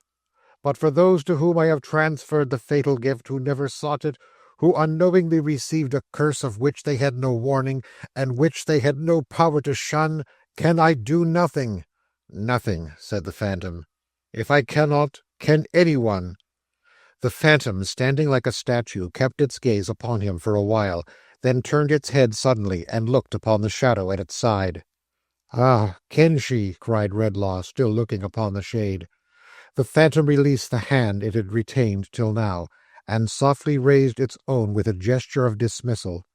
Upon that, her shadow, still preserving the same attitude, began to move or melt away. "Stay!" cried Redlaw, with an earnestness to which he could not give enough expression. "For a moment, as an act of mercy. I know that some change fell upon me when those sounds were in the air just now. Tell me, have I lost the power of harming her? May I go near her without dread? Oh, let her give me any sign of hope." The phantom looked upon the shade as he did, not at him, and gave no answer. "At least say this. Has she henceforth the consciousness of any power to set right what I have done?" "She has not," the phantom answered. "Has she the power bestowed on her without the consciousness?" The phantom answered, "Seek her out." And her shadow slowly vanished. They were face to face again, and looking on each other as intently and awfully as at the time of the bestowal of the gift, across the boy who still lay on the ground between them at the phantom's feet. "Terrible instructor," said the chemist, sinking on his knees before it in an attitude of supplication, "by whom I was renounced, but by whom I am revisited, in which and in whose milder aspect I would fain believe I have a gleam of hope. I will obey without inquiry, praying that the cry I have sent up in the anguish of my soul has been or will be heard in behalf of those whom I have injured beyond human reparation. But there is one thing—" "You speak to me of what is lying here," the phantom interposed, and pointed with its finger to the boy. "I do," returned the chemist. "You know what I would ask. Why has this child alone been proof against my influence? And why have I detected in its thoughts a terrible companionship with mine?" "This," said the phantom, pointing to the boy, "is the last, completest illustration of a human creature, utterly bereft of such remembrances as you have yielded up. No softening memory of sorrow, wrong, or trouble enters here, because this wretched mortal from his birth has been abandoned to a worse condition than the beasts, and has within his knowledge no one contrast, no humanizing touch to make a grain of such a memory spring up in his hardened breast. All within this desolate creature is barren wilderness. All within the man bereft of what you have resigned is the same barren wilderness. Woe to such a man! Woe tenfold to the nation that shall count its monsters such as this, lying here by hundreds and by thousands." Redlaw shrank appalled from what he had heard. "There is not," said the phantom, "one of these, not one, but sows a harvest that mankind must reap. From every seed of evil in this boy, a field of ruin is grown that shall be gathered in and garnered up, and sown again in many places in the world, until regions are overspread with wickedness enough to raise the waters of another deluge. Open and unpunished murder in a city's streets would be less guilty in its daily toleration than one such spectacle as this." It seemed to look down upon the boy in his sleep. Redlaw, too, looked down upon him with a new emotion. "There is not a father," said the phantom, "by whose side, in his daily or his nightly walk, these creatures pass. There is not a mother among all the ranks of loving mothers in this land. There is no one risen from the state of childhood but shall be responsible in his or her degree for this enormity. There is not a country throughout the earth on which it would not bring a curse. There is no religion upon earth that it would not deny. There is no people upon earth it would not put to shame." The chemist clasped his hand and looked with trembling fear and pity from the sleeping boy to the phantom standing above him with his finger pointing down. "Behold, I say," pursued the spectre, "the perfect type of what it was your choice to be. Your influence is powerless here, because from this child's bosom you can banish nothing. His thoughts have been in terrible companionship with yours, because you have gone down to his unnatural level. He is the growth of man's indifference. You are the growth of man's presumption. The beneficent design of heaven in each case overthrown, and from the two poles of the immaterial world you come together." The chemist stooped upon the ground beside the boy, and with the same kind of compassion for him that he now felt for himself, covered him as he slept, and no longer shrank from him with abhorrence or indifference. Soon now the distant line on the horizon brightened, the darkness faded, the sun rose red and glorious, and the chimney stacks and gables of the ancient building gleamed in the clean air, which turned the smoke and vapor of the city into a cloud of gold. The very sun-dial in his shady corner, where the wind was used to spin with such unwindy constancy, shook off the finer particles of snow that had accumulated on his dull old face in the night, and looked out at the little white wreaths eddying round and round him. Doubtless some blind groping of the morning made its way down into the forgotten crypt so cold and earthy, where the Norman arches were half buried in the ground, and stirred the dull sap in the lazy vegetation hanging to the walls, and quickened the slow principle of life within the little world of wonderful and delicate creation which existed there, with some faint knowledge that the sun was up. The Tetterbys were up and doing. Mr. Tetterby took down the shutters of the shop, and strip by strip revealed the treasures of the window to the eyes so proof against their seductions of Jerusalem buildings. Adolphus had been out so long already that he was halfway on to morning pepper. 5 small Tettlebys, whose 10 round eyes were much inflamed by soap and friction, were in the tortures of a cold wash in the back kitchen, Mrs. Tettleby presiding. Johnny, who was pushed and hustled through his toilet with great rapidity when Moloch chanced to be in an exacting frame of mind, which was always the case, staggered up and down with his charge before the shop door under greater difficulties than usual, the weight of Moloch being much increased by a complication of defences against the cold, composed of knitted worsted work, and forming a complete suit of chain armour with a head-piece and blue gaiters. It was a peculiarity of this baby to be always cutting teeth. Whether they never came, or whether they came and went away again, is not in evidence, but it had certainly cut enough on the showing of Mrs. Tetterby to make a handsome dental provision for the sign of the bull and mouth.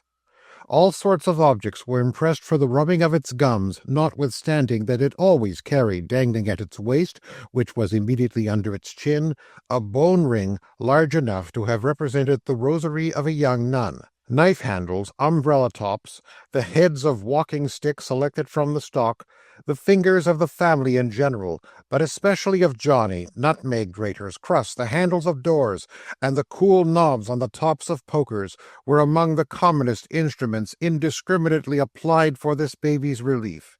The amount of electricity that must have been rubbed out of it in a week is not to be calculated.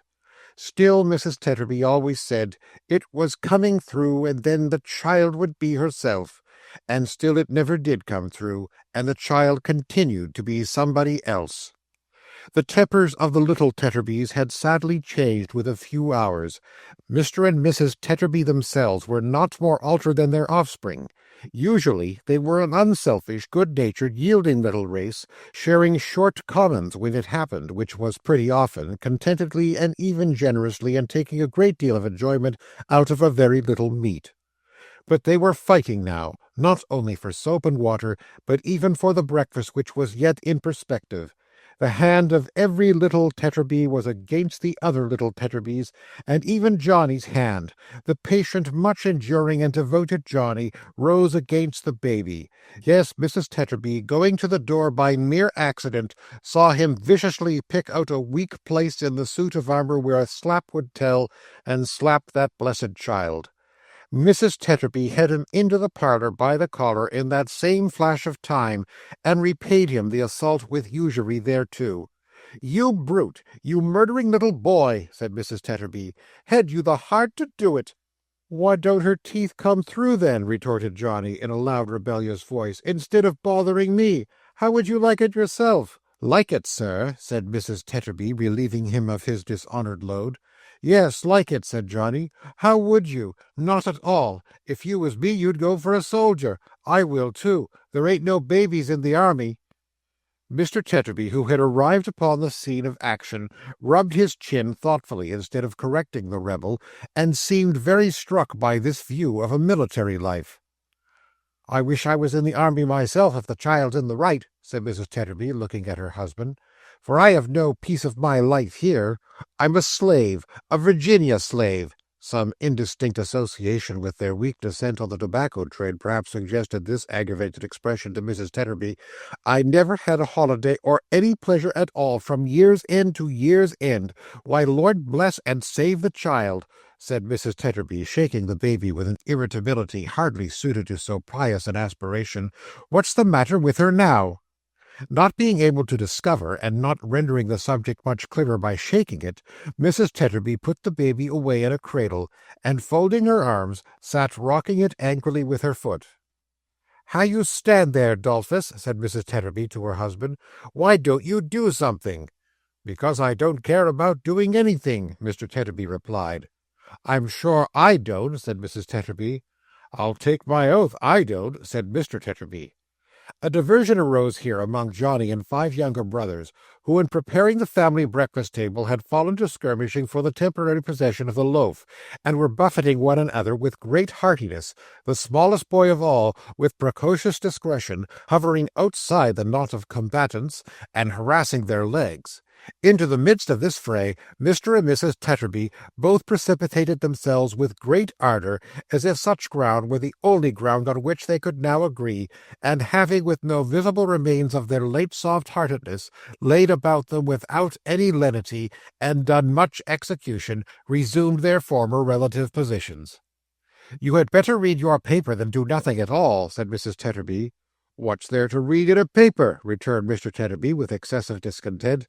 "What?" said Mrs. Tetterby. "Police." "It's nothing to me," said Tetterby. "What do I care what people do or are done to?" "Suicides," suggested Mrs. Tetterby. "No business of mine," replied her husband. "Births, deaths, and marriages, are those nothing to you?" said Mrs. Tetterby. "If the births were all over for good and all today, and the deaths were all to begin to come off tomorrow, I don't see why it should interest me till I thought it was a-coming to my turn," grumbled Tetterby. "As to marriages, I've done it myself. I know quite enough about them." To judge from the dissatisfied expression of her face and manner, Mrs. Tetterby appeared to entertain the same opinions as her husband, but she opposed him, nevertheless, for the gratification of quarrelling with him. "Oh, you're a consistent man," said Mrs. Tetterby, "ain't you? You, with a screen of your own making there, made of nothing else but bits of newspapers, which you sit and read to the children by the half-hour together." "Say used to, if you please," returned her husband. "You won't find me doing so any more. I'm wiser now." "Bah, wiser indeed," said Mrs. Tetterby. "Are you better?" The question sounded some discordant note in Mr. Tetterby's breast. He ruminated dejectedly, and passed his hand across and across his forehead. "Better," murmured Mr. Tetterby. "I don't know as any of us are better or happier either. Better, is it?" He turned to the screen, and traced about it with his finger, until he found a certain paragraph of which he was in quest. "This used to be one of the family favourites, I recollect," said Tetterby, in a forlorn and stupid way, "and used to draw tears for the children and make 'em good if there was any little bickering or discontent among 'em next to the story of the robin redbreasts in the wood. Melancholy case of destitution. Yesterday a small man with a baby in his arms, and surrounded by half a dozen ragged little ones of various ages between 10 and 2, the whole of whom were evidently in a famishing condition, appeared before the worthy magistrate and made the following recital. "Ah, I don't understand it, I'm sure," said Tetterby. "I don't see what it's got to do with us." "How old and shabby he looks," said Mrs. Tetterby, watching him. "I never saw such a change in a man. Ah, dear me, dear me, dear me, it was a sacrifice." "What was a sacrifice?" her husband sourly inquired. Mrs. Tetterby shook her head, and without replying in words, raised a complete sea-storm about the baby by her violent agitation of the candle. "If you mean your marriage was a sacrifice, my good woman," said her husband. "I do mean it," said his wife. "Why, then, I mean to say," pursued Mr. Tetterby, as sulkily and surlily as she, "that there are two sides to that affair, and that I was a sacrifice, and that I wish the sacrifice hadn't been accepted." "I wish it hadn't, Tetterby, with all my heart and soul, I do assure you," said his wife. "You can't wish it more than I do, Tetterby." "I don't know what I saw in her," muttered the newsman. "I'm sure, certainly, if I saw anything, it's not there now. I was thinking so last night after supper by the fire. She's fat, she's aging, she won't bear comparison with most other women. He's common-looking, he has no air with him, he's small, he's beginning to stoop, and he's getting bald," muttered Mrs. Tetterby. "I must have been half out of my mind when I did it," muttered Mr. Tetterby. "My senses must have forsook me. That's the only way in which I can explain it to myself," said Mrs. Tetterby, with elaboration. In this mood they sat down to breakfast. The little Tetterbys were not habituated to regard that meal in the light of a sedentary occupation, but discussed it as a dance or trot, rather resembling a savage ceremony in the occasionally shrill whoops and brandishings of bread and butter with which it was accompanied, as well as in the intricate filings off into the street and back again, and the hoppings up and down of the doorsteps which were incidental to the performance. In the present instance, the contentions between these Tetterby children for the milk and water jug, common to all, which stood upon the table, presented so lamentable an instance of angry passions risen very high indeed, that it was an outrage on the memory of Dr. Watts. It was not until Mr. Tetterby had driven the whole herd out at the front door that a moment's peace was secured, and even that was broken by the discovery that Johnny had surreptitiously come back, and was at that instant choking in the jug like a ventriloquist in his indecent and rapacious haste. "These children will be the death of me at last," said Mrs. Tetterby, after banishing the culprit, "and the sooner the better, I think." "Poor people," said Mr. Tetterby, "ought not to have children at all. They give us no pleasure." He was at that moment taking up the cup which Mrs. Tetterby had rudely pushed towards him, and Mrs. Tetterby was lifting her own cup to her lips when they both stopped as if they were transfixed. "Here, mother, father," cried Johnny, running into the room. "Here's Mrs. William coming down the street." And if ever, since the world began, a young boy took a baby from a cradle with the care of an old nurse, and hushed and soothed it tenderly, and tottered away with it cheerfully, Johnny was that boy, and Moloch was that baby, as they went out together. Mr. Tetterby put down his cup. Mrs. Tetterby put down her cup. Mr. Tetterby rubbed his forehead. Mrs. Tetterby rubbed hers. Mr. Tetterby's face began to smooth and brighten. Mrs. Tetterby's began to smooth and brighten. "Why, Lord forgive me," said Mr. Tetterby to himself, "what evil tempers have I been giving way to? What has been the matter here? How could I ever treat him ill again after all I said and felt last night?" sobbed Mrs. Tetterby, with her apron to her eyes. "Am I a brute?" said Mr. Tetterby. "Or is there any good in me at all? Sophia, my little woman." "Dolphus, dear," returned his wife. "I've been in a state of mind," said Mr. Tetterby, "that I can't bear to think of, Sophy." "Oh, it's nothing to what I've been in, Dolph," cried his wife, in a great burst of grief. "My Sophia," said Mr. Tetterby, "don't take on. I shall never forgive myself. I must have nearly broke your heart, I know." "No, Dolph, no, it was me, me," cried Mrs. Tetterby.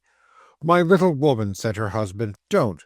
You make me reproach myself dreadful when you show such a noble spirit. Sophia, my dear, you don't know what I thought. I showed it bad enough, no doubt, but what I thought, my little woman—" "Oh, dear Dolph, don't, cried his wife. "Sophia," said Mr. Tetterby, "I must reveal it. I couldn't rest in my conscience unless I mentioned it. My little woman—" "Mrs. William's very nearly here," screamed Johnny at the door. "My little woman, I wondered how—" gasped Mr. Tetterby, supporting himself by his chair. "I wondered how I had ever admired you. I forgot the precious children you have brought about me, and thought you didn't look as slim as I could wish. I never gave a recollection," said Mr. Tetterby, with severe self-accusation, "to the cares you've had as my wife, and along of me and mine, when you might have had hardly any with another man who got on better and was luckier than me. Anybody might have found such a man easily, I am sure. And I quarrelled with you for having aged a little in the rough years you have lightened for me. Can you believe it, my little woman? I hardly can myself." Mrs. Tetterby, in a whirlwind of laughing and crying, caught his face within her hands and held it there. "Oh, Dolph," she cried, "I am so happy that you thought so. I am so grateful that you thought so. For I thought that you were a common-looking Dolph, and so you are, my dear.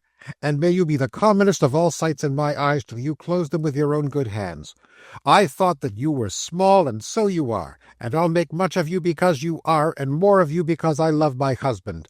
I thought that you began to stoop, and so you do, and you shall lean on me, and I'll do all I can to keep you up. I thought there was no air about you, but there is, and it's the air of home, and that's the purest and the best there is, and God bless home once more, and all belonging to it, Dolph." "Hurrah! Here's Mrs. William!" cried Johnny. So she was, and all the children with her, and so she came in. They kissed her, and kissed one another, and kissed the baby, and kissed their father and mother, and then ran back and flocked and danced about her, trooping on with her in triumph.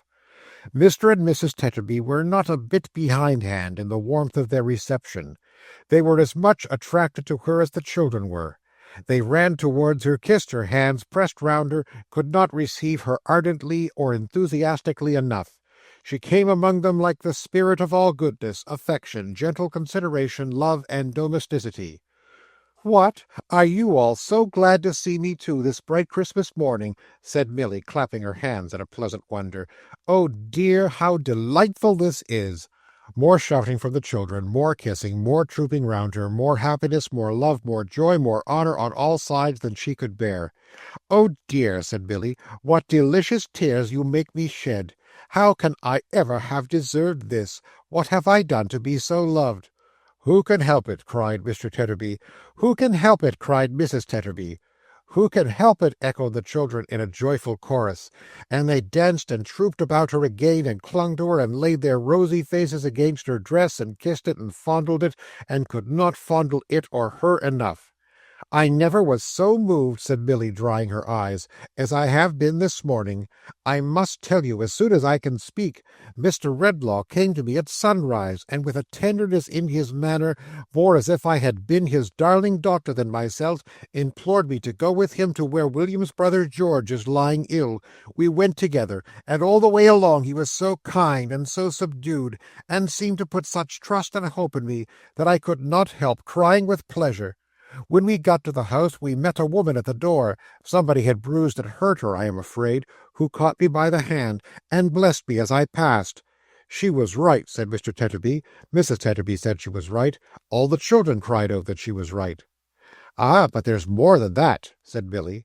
"When we got upstairs into the room, the sick man, who had lain for hours in a state from which no effort could rouse him, rose up in his bed, and bursting into tears, stretched out his arms to me, and said that he had led a misspent life, but that he was truly repentant now in his sorrow for the past, which was all as plain to him as great prospect, from which a dense black cloud had cleared away, and that he entreated me to ask his poor old father for his pardon and his blessing, and to say a prayer beside his bed.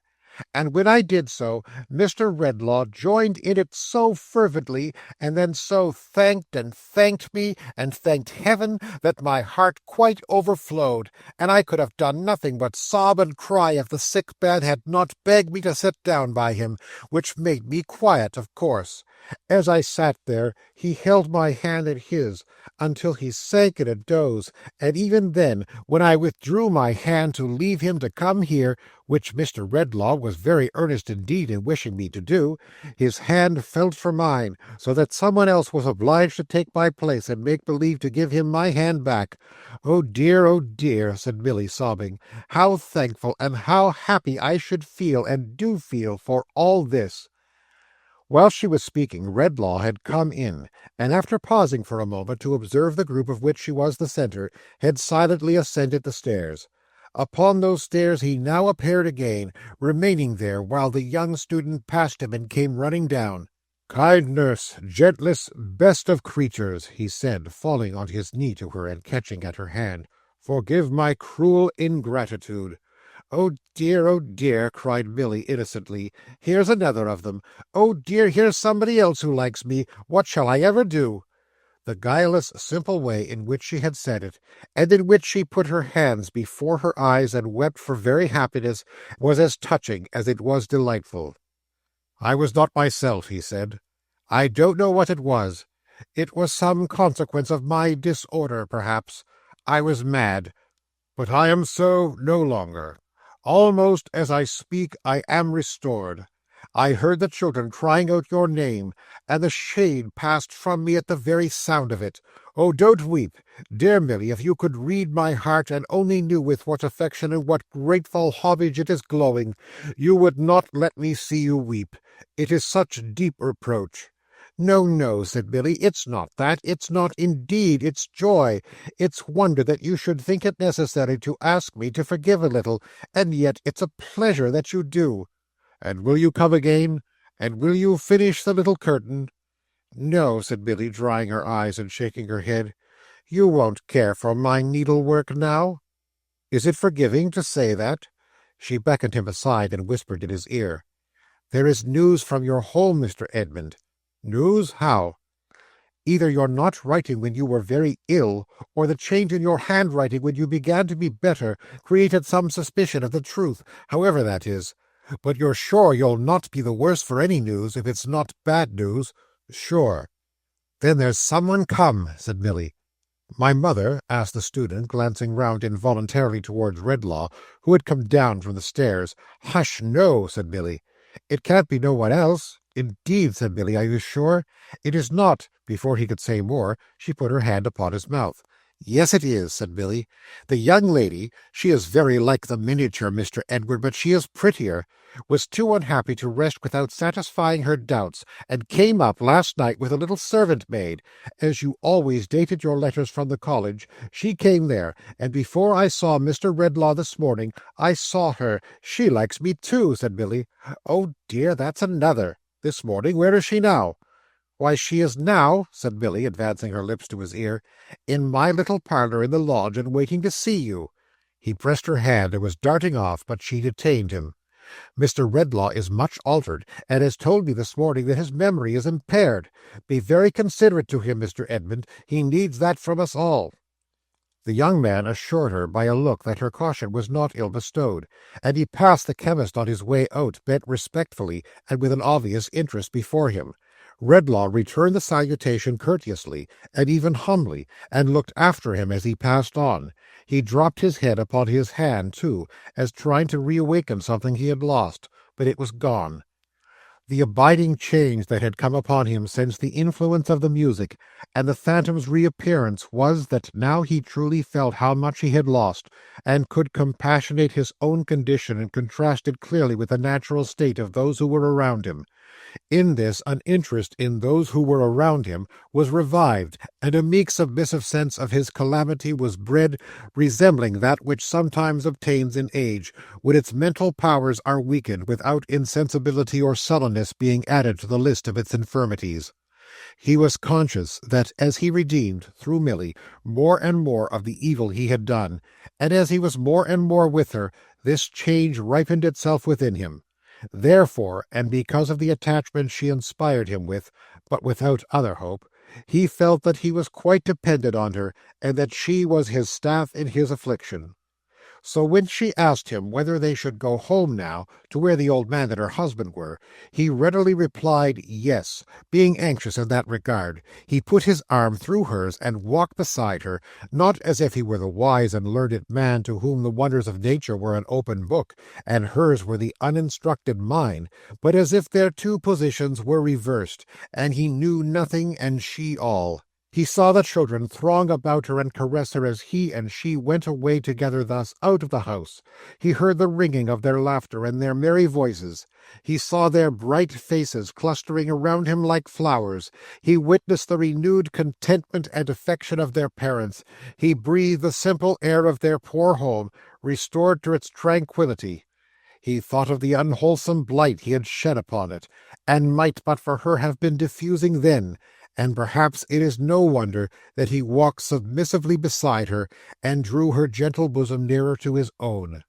When they arrived at the lodge, the old man was sitting in his chair in the chimney-corner, with his eyes fixed upon the ground, and his son was leaning against the opposite side of the fireplace looking at him. As she came in at the door, both started and turned round towards her, and a radiant change came upon their faces.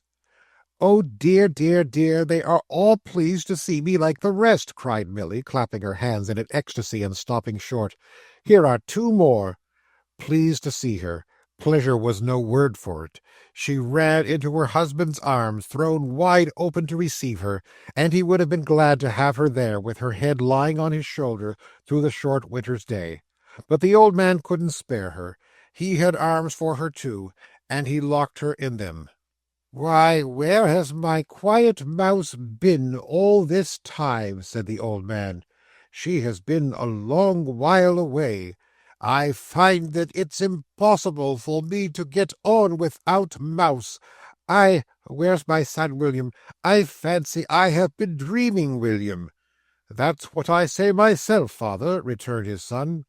"I have been in an ugly sort of dream, I think. How are you, father?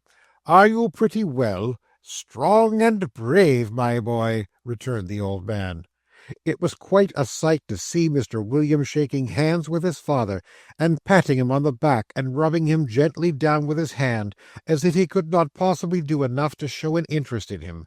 "What a wonderful man you are, father! How are you, father? Are you really pretty hearty, though?" said William, shaking hands with him again, and patting him again, and rubbing him gently down again.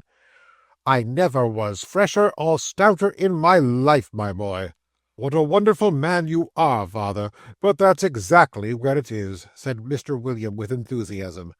"When I think of all that my father's gone through, and all the chances and changes and sorrows and troubles that have happened to him in the course of his long life, and under which his head has grown grey, and years upon years have gathered on it, I feel as if we couldn't do enough to honour the old gentleman and make his old age easy. How are you, father? Are you really pretty well, though?" Mr. William might never have left off repeating this inquiry, and shaking hands with him again, and patting him again, and rubbing him down again, if the old man had not espied the chemist, whom until now he had not seen. "I ask your pardon, Mr. Redlaw," said Philip, "but didn't know you were here, sir, or should have made less free. It reminds me, Mr. Redlaw, seeing you here on a Christmas morning, of the time when you was a student yourself, and worked so hard that you were backwards and forwards in our library even at Christmas time. Ha ha! I'm old enough to remember that, and I remember it right well, I do, though I'm 87. It was after you left here that my poor wife died.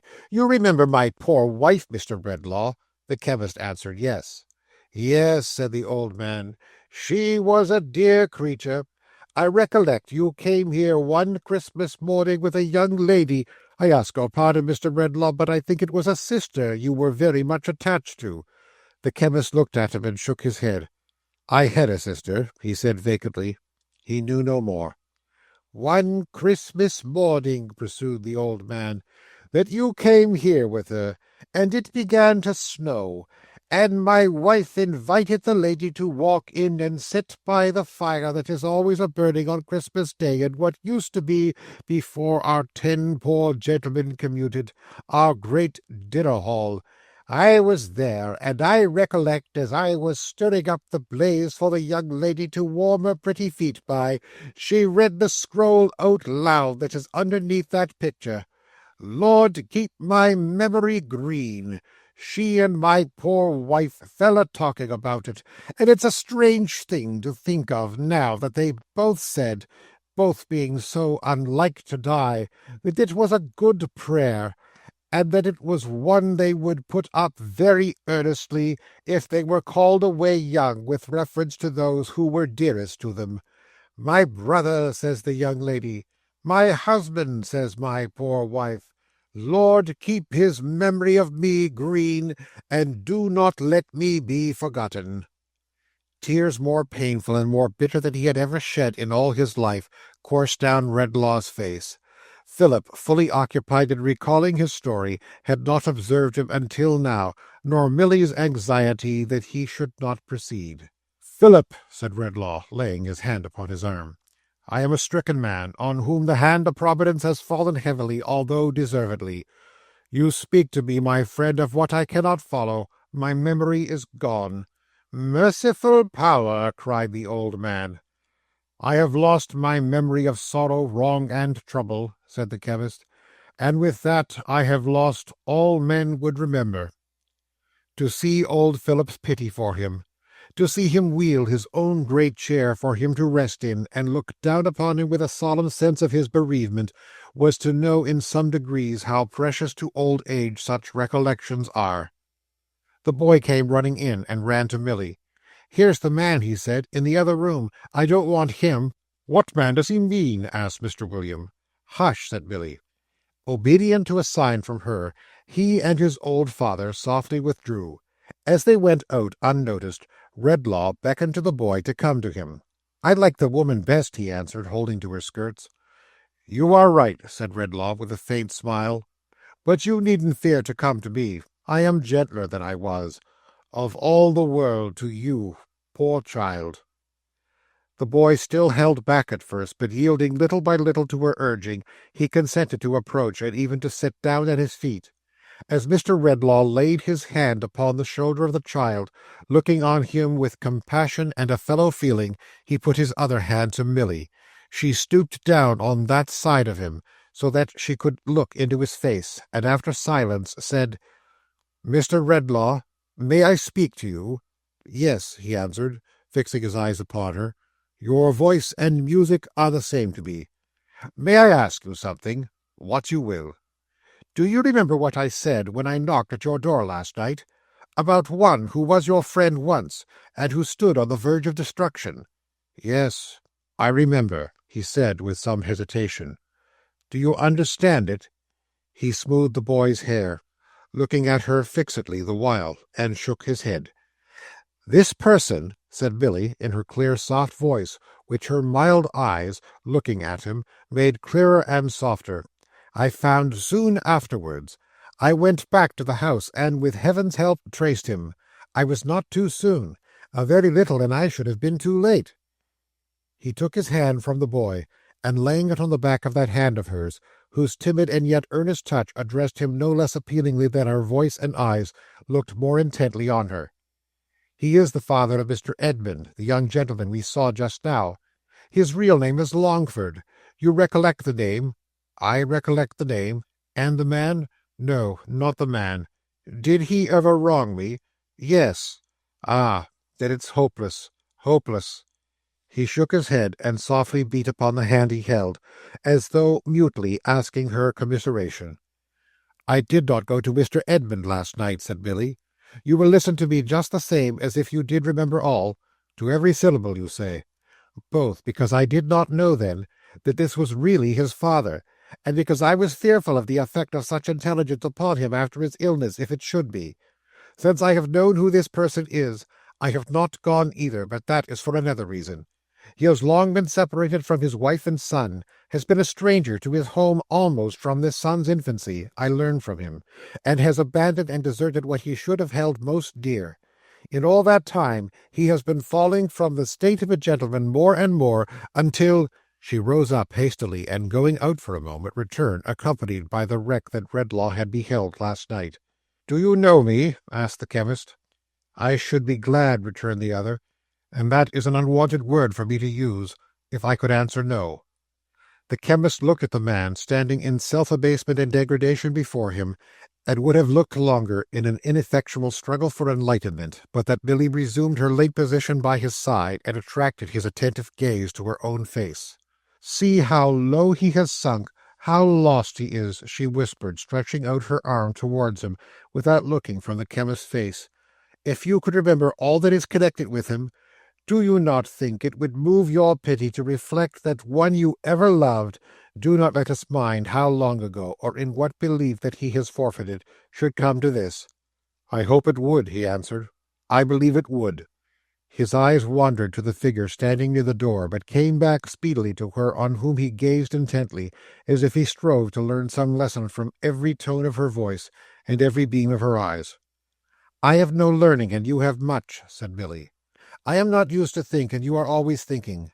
May I tell you why it seems to me a good thing for us to remember wrong that has been done us? Yes, that we may forgive it." "Pardon me, great heaven," said Redlaw, lifting up his eyes, "for having thrown away thine own high attribute." "And if," said Milly, "if your memory should one day be restored, as we will hope and pray it may be, would it not be a blessing to you to recall at once a wrong and its forgiveness?" He looked at the figure by the door, and fastened his attentive eyes on her again. A ray of clearer light appeared to him to shine into his mind from her bright face. He cannot go to his abandoned home. He does not seek to go there. He knows that he could only carry shame and trouble to those he has so cruelly neglected, and that the best reparation he can make them now is to avoid them. A very little money, carefully bestowed, would remove him to some distant place where he might live and do no wrong, and make such atonement as is left within his power for the wrong he has done. To the unfortunate lady who is his wife, and to his son, this would be the best and kindest boon that their best friend could give them, one, too, that they need never know of. And to him, shattered in reputation, mind and body, it might be salvation. He took her head between his hands, and kissed it, and said, "It shall be done. I trust to you to do it for me, now and secretly, and to tell him that I would forgive him if I were so happy as to know for what." As she rose and turned her beaming face towards the fallen man, implying that her mediation had been successful, he advanced a step, and without raising his eyes addressed himself to Redlaw. "You are so generous," he said, "you ever were, that you will try to banish your rising sense of retribution in the spectacle that is before you. I do not try to banish it from myself, Redlaw. If you can, believe me." The chemist entreated Milly by a gesture to come nearer to him, and as he listened, looked into her face as if to find in it the clue to what he heard. "I am too decayed a wretch to make professions. I recollect my own career too well to array any such before you. But from the day on which I made my first step downward, in dealing falsely by you, I have gone down with a certain steady, doomed progression. That I say." Redlaw, keeping her close at his side, turned his face towards the speaker, and there was sorrow in it, something like mournful recognition, too. "I might have been another man, my life might have been another life, if I had avoided that first fatal step. I don't know that it would have been. I claim nothing for the possibility. Your sister is at rest, and better than she could have been with me, if I had continued even when you thought me, even when I once supposed myself to be." Redlaw made a hasty motion with his hand, as if he would have put that subject on one side. "I speak," the other went on, "like a man taken from the grave. I should have made my own grave last night had it not been for this blessed hand." "Oh dear, he likes me too," sobbed Milly under her breath. "That's another." "I could not have put myself in your way last night even for bread. But today my recollection of what has been is so strongly stirred, and is presented to me, I don't know how, so vividly, that I have dared to come at her suggestion, and to take your bounty, and to thank you for it, and to beg you, Redlaw, in your dying hour, to be as merciful to me in your thoughts as you are in your deeds." He turned towards the door, and stopped a moment on his way forth. "I hope my son may interest you for his mother's sake. I hope he may deserve to do so. Unless my life should be preserved a long time, and I should know that I have not misused your aid, I shall never look upon him more." Going out, he raised his eyes to Redlaw for the first time. Redlaw, whose steadfast gaze was fixed upon him, dreamily held out his hand. He returned and touched it, little more, with both his own, and bending down his head, went slowly out. In the few moments that elapsed, while Milly silently took him to the gate, the chemist dropped into his chair and covered his face with his hands. Seeing him thus, when she came back, accompanied by her husband and his father, who were both greatly concerned for him, she avoided disturbing him or permitting him to be disturbed, and kneeled down near the chair to put some warm clothing on the boy. "That's exactly what it is. That's what I always say, father," exclaimed her admiring husband. "There's a motherly feeling in Mrs. William's breast that must and will have went." "Aye, aye," said the old man, "you're right. My son William's right." "It happens all for the best, Milly, no doubt," said Mr. William tenderly, "that we have no children of our own, and yet I sometimes wish you had one to love and cherish. One little dead child that you built such hopes upon, and that never breathed the breath of life. It has made you quiet like, Milly." "I am very happy in the recollection of it, William dear," she answered. "I think of it every day." "I was afraid you thought of it a good deal." "Don't say afraid. It is a comfort to me. It speaks to me in so many ways. The innocent thing that never lived on earth is like an angel to me, William." "You are like an angel to father and me," said Mr. William softly. "I know that. When I think of all those hopes I built upon it, and the many times I sat and pictured to myself the little smiling face upon my bosom that never lay there, and the sweet eyes turned up to mine that never opened to the light," said Billy, "I can feel a greater tenderness, I think, for all the disappointed hopes in which there is no harm. When I see a beautiful child in its fond mother's arms, I love it all the better, thinking that my child might have been like that, and might have made my heart as proud and happy." Redlaw raised his head and looked towards her. "All through my life it seems by me," she continued, "to tell me something. For poor neglected children, my little child pleads as if it were alive, and had a voice, I knew, with which to speak to me. When I hear of youth in suffering or shame, I think that my child might have come to that, perhaps, and that God took it from me in his mercy. Even in age and grey hair, such as father's, it is present, saying that it too might have lived to be old, long and long after you and I were gone, and to have needed the respect and love of younger people." Her quiet voice was quieter than ever as she took her husband's arm and laid her head against it. "Children love me so that sometimes I half fancy, it's a silly fancy, William, they have some way I don't know of feeling for my little child and me, and understanding why their love is precious to me. If I have been quiet since, I have been more happy, William, in 100 ways, not the least happy, dear, in this, that even when my little child was born and dead but a few days, I was weak and sorrowful, and could not help grieving a little. The thought arose that if I tried to lead a good life, I should meet in heaven a bright creature who would call me mother." Redlaw fell upon his knees with a loud cry. "O thou," he said, "who through the teaching of pure love hast graciously restored to me the memory which was the memory of Christ upon the cross, and of all the good who perished in his cause, receive my thanks and bless her." Then he folded her to his heart, and Milly, sobbing more than ever, cried as she laughed, "He has come back to himself. He likes me very much indeed, too. Oh, dear, dear me, here's another."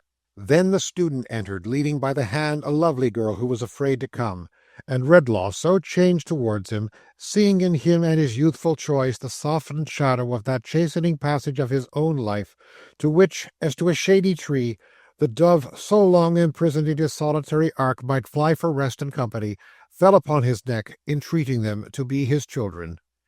Then, as Christmas is a time in which, of all times in the year, the memory of every remediable sorrow, wrong, and trouble in the world around us should be active with us, not less than our own experiences for all good, he laid his hand upon the boy, and silently calling him to witness who laid his hand on children in old time, rebuking in the majesty of his prophetic knowledge those who kept them from him, vowed to protect him, teach him, and reclaim him.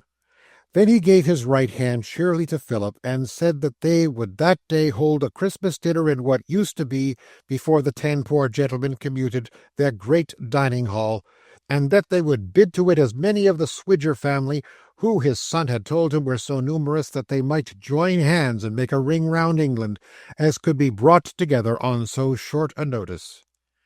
And it was that day done.